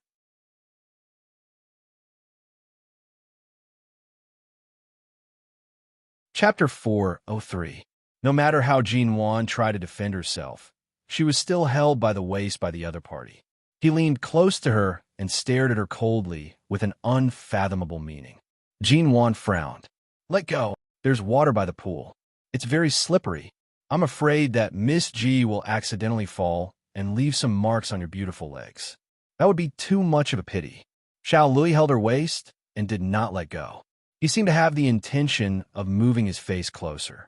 Although his eyes were extremely hateful and invasive, they still hid a trace of discomfort. Jinwon's face was full of resistance and disgust. If you want to tease a woman, you have to know who you're dealing with. I'm afraid I'm not someone you can tease. Xiao Lui was indifferent to the warning and threat in her words. He deliberately sniffed the neck exposed by her bath towel. Smelling the faint, cold fragrance on her body, he narrowed his eyes and said, although it's a substitute rabbit, it smells good.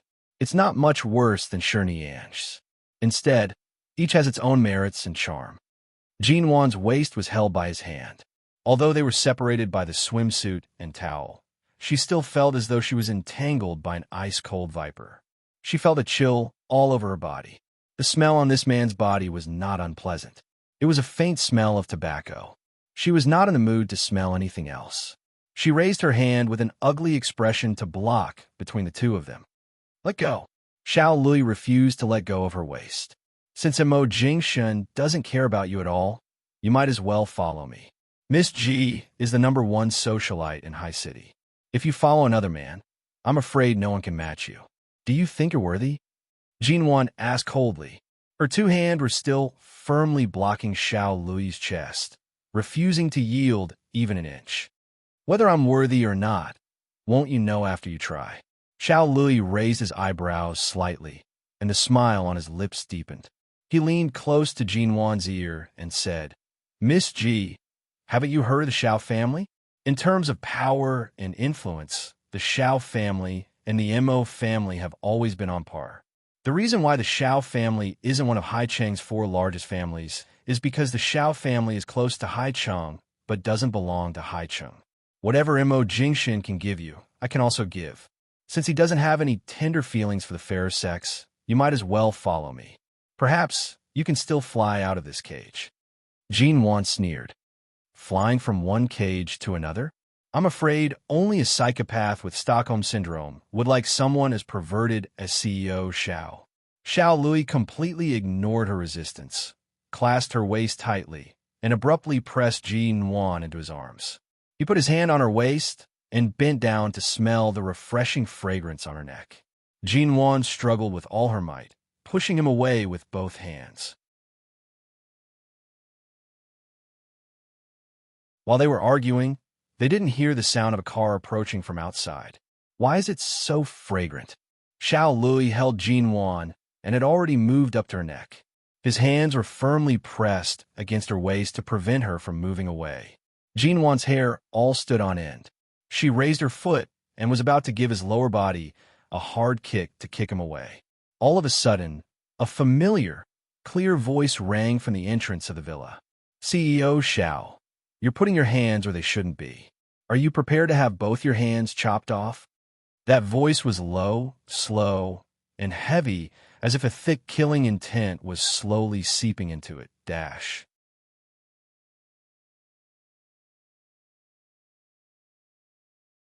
Chapter 404. The moment she heard the voice, Jinwan froze. She turned to see Mo Jingxin, who had appeared in front of the door. His cold eyes fell on Xiao Lui's hand, and for a moment, his black eyes narrowed dangerously, as if there was a strong killing intent hidden in them. Wasn't he indifferent? Didn't he take no action? Didn't he care about her life or death? Why did he come here?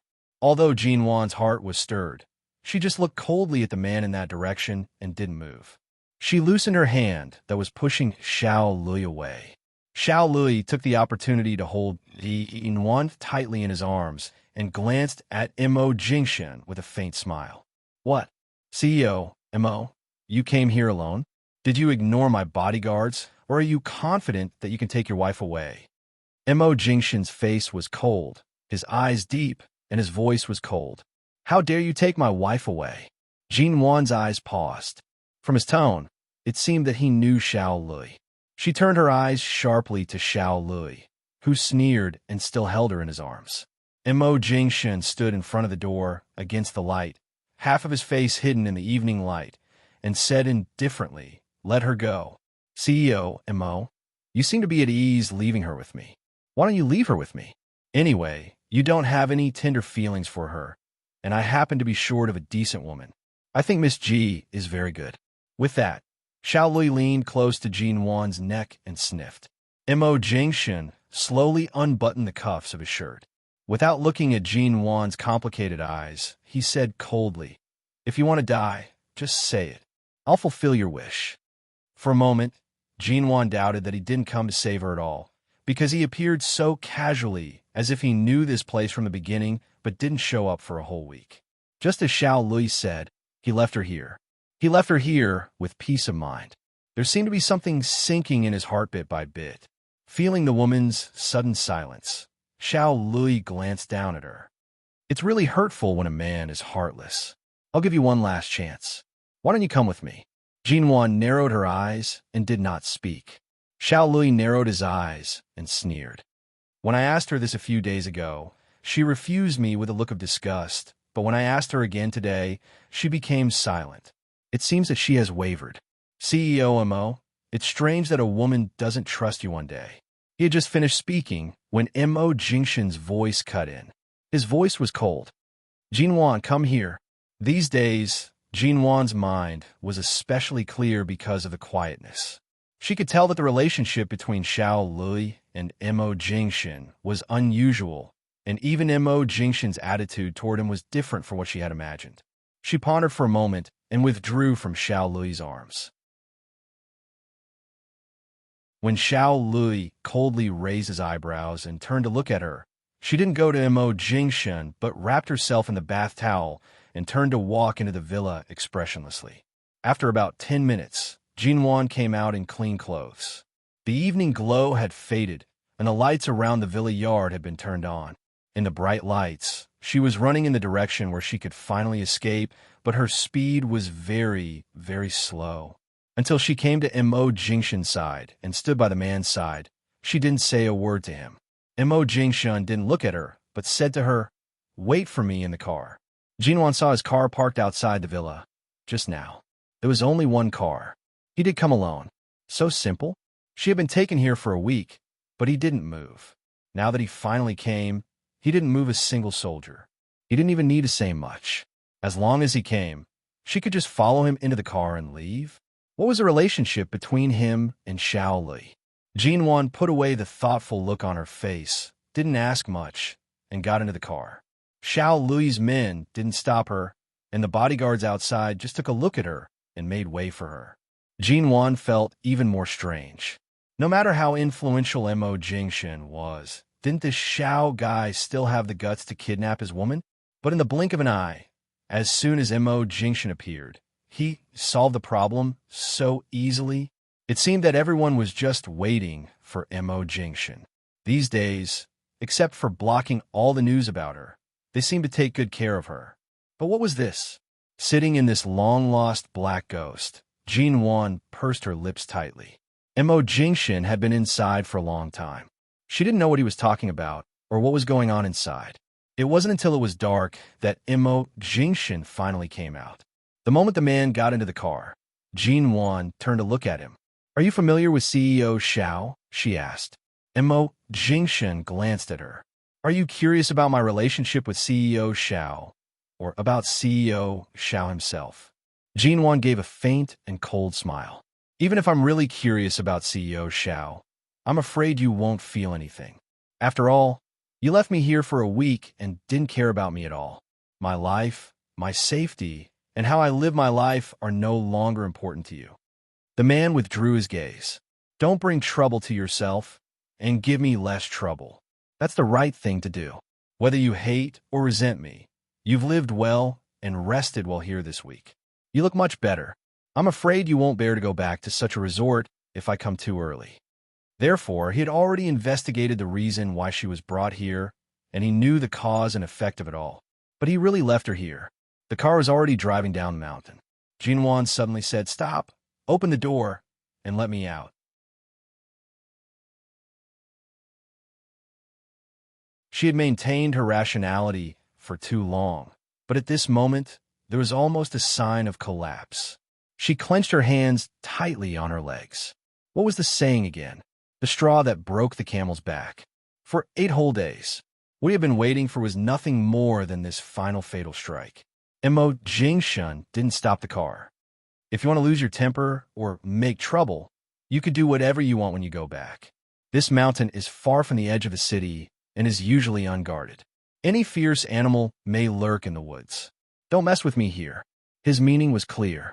If she got out of the car now, she might be in unknown danger at any time. Jinwan looked at the gradually darkening sky outside the car and didn't speak, but raised her hand to open the door. Mo Jingshen turned the central lock of the car when she was about to open the door. Hearing the door being locked, Jinwan's hand paused on the door. "Didn't I cause you trouble?" The man didn't speak.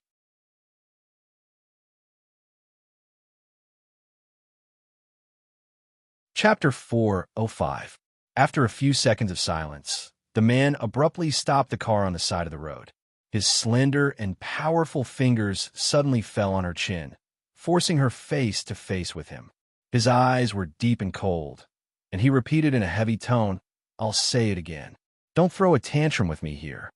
Jinwan raised her hand and swatted his hand away with force. She gave a cold smile. "Do I look like I'm throwing a tantrum?" Mo Jingshen, "I've pulled out all the thorns on my body and faced you naked every day. Have I ever been throwing a tantrum?" He looked in her eyes and said indifferently, "There's no need to suppress your nature to this extent. Just be yourself. It's your ability to throw a tantrum. You've been wearing a mask on your face for too long, and now you can't take it off. Are you going to blame me for it? Jinwan looked into his eyes and gradually narrowed her eyes. Do you want me to become the Ji-Wan I used to be? Mo Jingshin pursed his lips and sneered. Don't you know what you used to be? Jinwan opened her mouth, paused, and suddenly said, all right. She abruptly pushed his hand away from her chin, but failed to do so. His fingers tightened imperceptibly. You can't get out of the car here. I'm not kidding. Don't court death here, okay? Does my life or death still have anything to do with you? No, but at least I'm not morally allowed to watch you get out of the car to court death. You're really cold, heartless, and straightforward.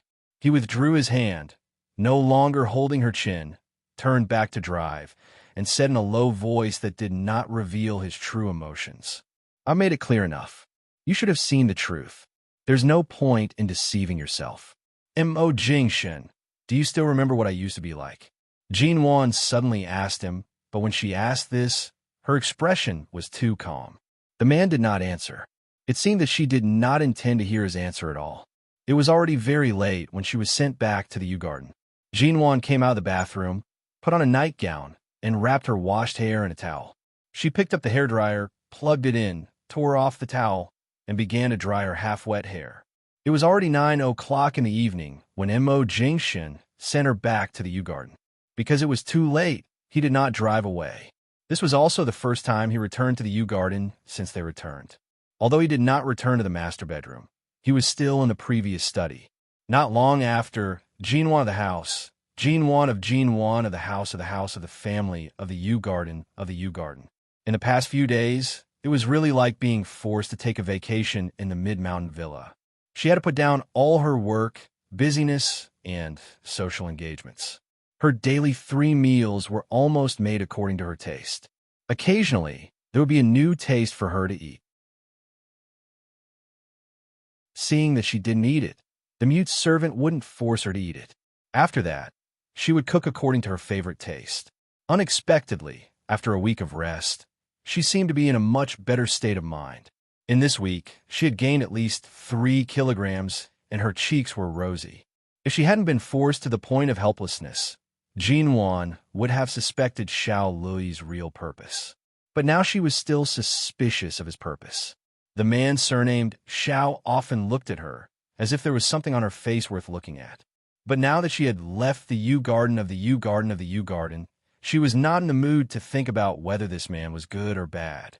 After all, it had nothing to do with her. Suddenly, there was a knock on the door. Jinwan got up to open the door. Annie-chan was holding a cup of red dates and white fungus soup in her hand. Seeing that Jinwan was still awake, Annie-chan whispered, Mr. Mo hasn't been back for a long time. I heard from the Mo family that he has been too busy these months and often works overtime in the company. I think he often stays up late. It's rare for him to come back, so I stewed some nourishing soup for him to eat as a midnight snack. But I saw the door of Mr. Mo's study was closed, so I didn't dare to knock on the door. Pour it out. He won't eat it. Auntie Chin paused. But Mr. Mo, I'm tired. I'm going to rest. If there's nothing else, I'll close the door. Seeing that Jinwan really didn't intend to say more, Auntie Chun hurriedly stuffed the bowl in her hand into Jinwan's hand. Madam, do as you see fit. Jinwan closed the door and looked at the red dates and white fungus soup in her hand. She might as well eat it herself. In the end, Jinwan knocked on the door of the study, but there was no response. Jinwan continued to knock on the door patiently. She was not in a hurry, and she knocked on the door rhythmically for a few minutes. Finally, the door of the study was opened by the person inside. The man stood in front of the door, and his indifferent eyes fell on her nightdress. His eyes were clear. What's the matter? Jinwan handed the bowl in her hand to him and said carelessly, Annie-chan made red dates and white fungus soup. She asked me to bring it to you. Not only did she say it carelessly, but she also didn't pay attention to the soup in the bowl, because she had almost drunk half of the bowl. Looking at the red dates and half a bowl of white fungus soup, the man was expressionless. If you like it, drink it yourself. You don't need to bring the other half to me. You sound as if you will drink it, even if I bring the whole bowl here. Mo Jingshan didn't answer her, nor did he block the door. This was the U-Garden, and Annie Chun and the other servants were mostly Grandfather Mo's spies. He didn't refuse her so coldly and left the door open. He didn't stop her from leaving or coming in. Seeing the man turn around and go in, Jinwan saw that he was not working, but reading some translation materials. The computer on the desk was turned on, but only on the desktop wallpaper page, which meant that he just turned it on but didn't use it. Other company documents automatically printed by the printer in the study were still placed beside the computer and hadn't been signed, which meant that he was not in a hurry to sign them, and that he was not busy tonight. Jinwan walked over. When the man put away the translation materials, she walked up to him and watched him put the translation materials into the bookshelf. Mo Jingshan didn't say a word, but after Jinwan looked at him with scorching eyes for a long time, he picked up the company documents beside the computer and turned to look at her before opening them. "Are you going to watch me work here?" "Can't I?" Jinwan tilted her head and seemed to be smiling, but there seemed to be a sharp edge in her clear eyes.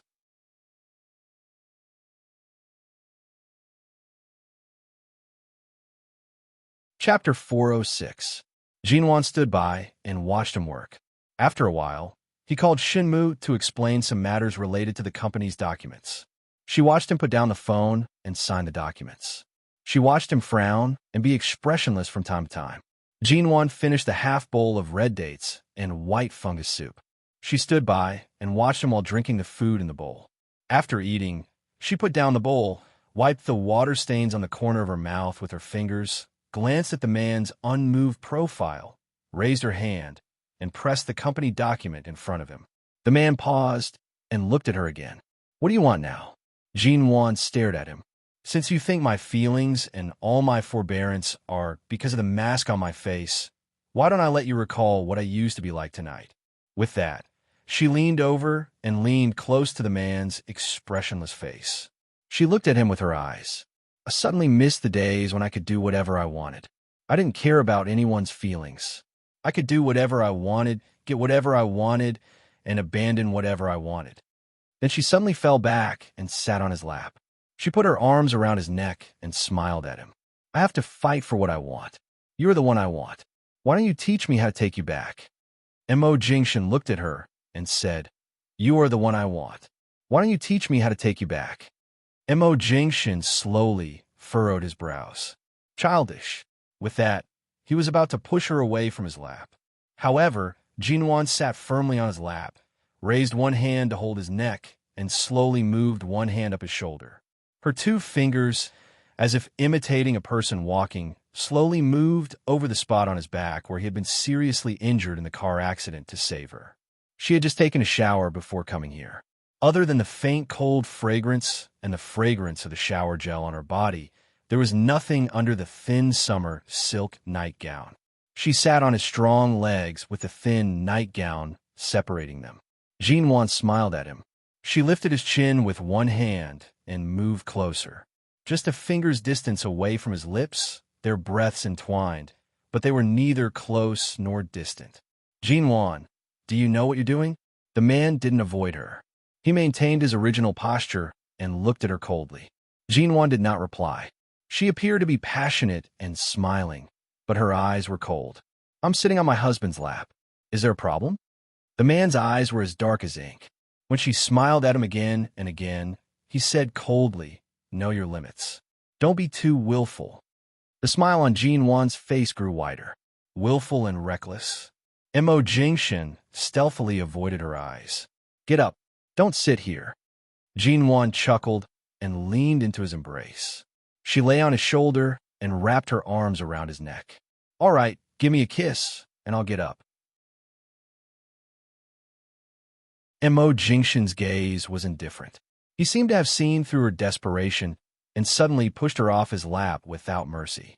He was very fast, so fast that she was pushed away before she could feel his increasingly obvious reaction. Jinwan staggered and stepped back. She did not insist. She leaned against the table and watched him for a while. During this time, she did not say or do anything. She only watched him. Then something seemed to fall on the table behind her, and she walked toward the door of the study. When the door opened and closed, Jinwan had already left without looking back. Mo Jingshan turned to look at the expensive fountain pen she had thrown back onto the table. The sturdy body of the pen had actually been bent by her. On the weekend, Immerse's studio finally moved into a new office building. The whole building had more than 20 floors, all of which belonged to the studio. The number of employees had also multiplied. However, because Jinwon had not applied for a change of the name of the studio, it had not been named after the company, but was still called the studio. During the 3 consecutive days of celebration, various partners sent gifts, and some leaders of partners came to congratulate them.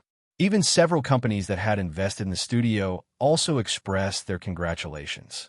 Only the MO Corporation, which had invested $200 million in the MO Corporation, did not make any move.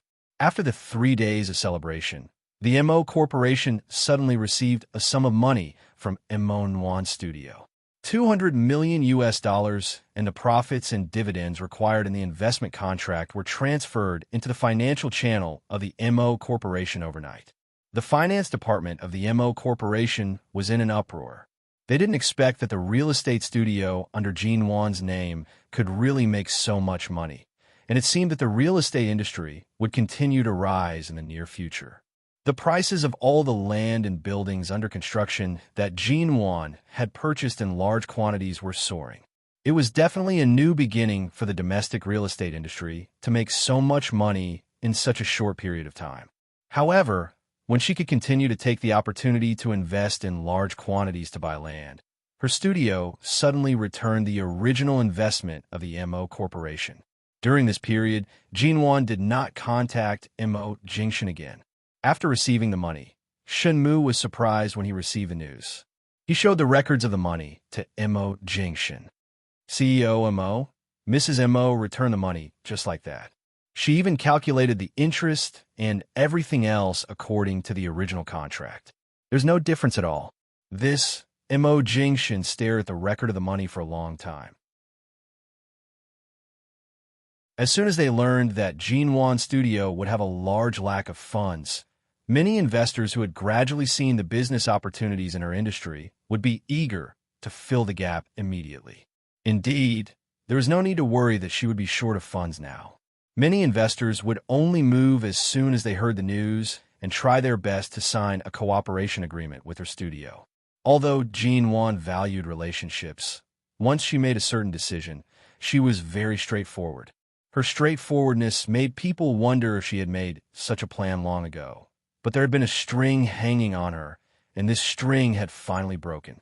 The clothes in his office had been removed, and all the clothes she had touched had been removed. Just this morning, he received the room card and key to AO Lon International sent by Jinwon. As a result, not only did she return the key, but she also returned the money invested by the MO Corporation.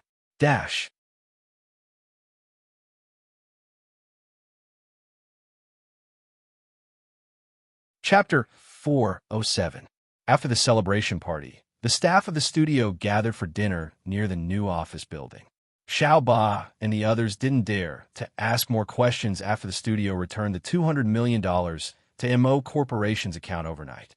Although the studio had a lot of liquid funds under its name, the cooperation with other investors was still going on, but Jinwon returned the debt to MO Corporation as soon as possible. Well, even if they didn't know what happened, they could tell that something must have happened between Jinwon and CEO MO, and it must be a big problem. Xiao Ba and other colleagues frequently looked at Jinwon. The quieter she looked, the more worried they were. Boss, if you're in a bad mood recently, the studio has moved here anyway. There's so many employees and Sister Xia. You can take a break for a while, Xiao Ba said. I'm very happy that the studio has developed independently to this point. How can I be in a bad mood? Jinwon held a bottle of beer, but didn't drink it. She just shook it in her hand and put it on the coffee table. Xiao Ba wanted to ask more questions, but Xia Tian kept winking at her. Xiao Ba didn't dare to ask more questions, so she took the wine in Jinwon's hand and gave her a glass of juice. Now our studio is becoming more and more successful. Sister Xia is the vice president, and there are many people in charge of each department. Boss, you need to relax. Why don't we book a ticket for you to travel to City H these days? You can go out for a vacation, okay? Didn't I come back for vacation a while ago? Jinwon raised her eyebrows. What vacation did you have? Why don't we know? It was the week when I suddenly disappeared. Jinwan held her chin with her hand, gently touched her cheek with her finger, and said with a faint smile, I secretly went on vacation that week. Jinwan's expression clearly didn't mean that she had gone on vacation. Xiaoba and Xiatian looked at each other. Xiatian didn't speak, but turned to look at Jinwan, who didn't say much, and then at her hand. You've been back from the United States for so long, but I haven't asked you about the scar on your hand. Xiatian pointed at the burn on the back of Jinwan's hand and wrist that hadn't completely faded. Last time, I accidentally mentioned it, but you didn't say anything. Since then, you've been applying concealer on your hand every day, so I forgot to ask. As she spoke, she pulled Jinwan's hand over and looked at it over and over again. This scar has been there for a long time. Your skin used to be white and tender, but now it's obviously scalded. When and where did it happen? Why is there such a big scar? It's nothing, I just accidentally scalded myself. Boss, don't apply concealer on your hand in the future. It's better to stick to skincare and scar removal ointment. Fortunately, there's only a little redness. It's not obvious if you don't look carefully. I think it'll disappear after a while. Concealer will affect the healing of scars. Don't use it anymore. Xiaoba's voice was soft, and she reached out to touch Jinwan's hand. It must have hurt a lot. Jinwan looked at her hands and remembered her miserable life. Now that she had finally left that terrible place and returned to High City, it was nothing more than jumping from a strange fire pit into a fire pit she was familiar with. She had been looking forward to returning to High City as soon as possible, but now she was finally back. Jinwan changed the topic and finally led it to Xiatian's recent relationship problems. The atmosphere at dinner became lively again because of Xiatian's awkward relationship experience. Everyone was laughing and joking when Jinwan's cell phone rang. She picked up the cell phone and looked at the caller ID, picked it up, and said indifferently, hello. When she heard what the person on the other side of the phone said, she said calmly, I see. Jalan Bar in downtown High City. Elegant blues music sounded, and the slow singer in the bar was holding a guitar and singing. Young men and women hugged and caressed on the dance floor, ambiguous and charming. Jinwan walked across the dance floor expressionlessly, wearing the soft white dress she had worn when she left the dinner party. This bar was similar to a combination of a noisy bar and a bar. There were many people, and it was very hot. She took off the matching silk scarf around her neckline and threw it into her bag. Without the cover of the silk scarf, the V-shaped neckline exposed a large area of skin around her snow-white collarbone. Although it was not too naked, it still attracted the attention of many men on the dark dance floor. But her eyes didn't seem to come to such a place to drink and spend the long night. Her cold and indifferent expression attracted people's attention, and she soon walked inside to the place Qin Sighting said on the phone. Qin Sighting said that Mo Jingshan was drunk and called Jinwan to pick him up. Qin Sighting originally wanted to drive away the girl who had been wandering around their bag. After wandering around for a long time, no one paid attention to her. However, the moment Jinwan appeared, Mo Jingshan, who had been quietly drinking, suddenly pulled the girl who happened to come to his side to sit on the sofa. Although he did not put his arm around the girl's waist, he took the expensive bottle of wine from her hand, opened it personally, and chatted lightly with the girl who took the initiative to come up to him. Mo Jingshan was clearly not drunk, but if he was not drunk, why would he, who was expressionless and didn't even bother to look at the woman who took the initiative to court him, now take the initiative to sit down with this woman? Normally, he would never provoke a woman. Even Shuyan had invited him several times, but he had only gone with her once because there was a problem with the counter of one of Shine's brands in the mall. Even then, he had only gone to deal with the problem and dispute at the counter. A man who had no interest in any woman except Jinwan was actually holding a strange bar girl who smelled of cheap, pungent perfume by his side. Was she really going to get a divorce? Qin Sighting was about to ask the bartender who was about to lean on Mo Jingshan to go away, but out of the corner of his eye, he saw Jinwan coming over from the dance floor with an expressionless face. He raised his hand and was about to drive her away. He was surprised that Jinwan came so fast. You're tuning into the Romance Rendezvous YouTube channel. We're so grateful for your support, and don't forget to subscribe to join us on this incredible journey through captivating stories. Your generosity through donations truly makes a world of difference, as it's the primary source of revenue that allows me to expand and enhance this channel for you. Thank you from the bottom of my heart for being a part of this adventure.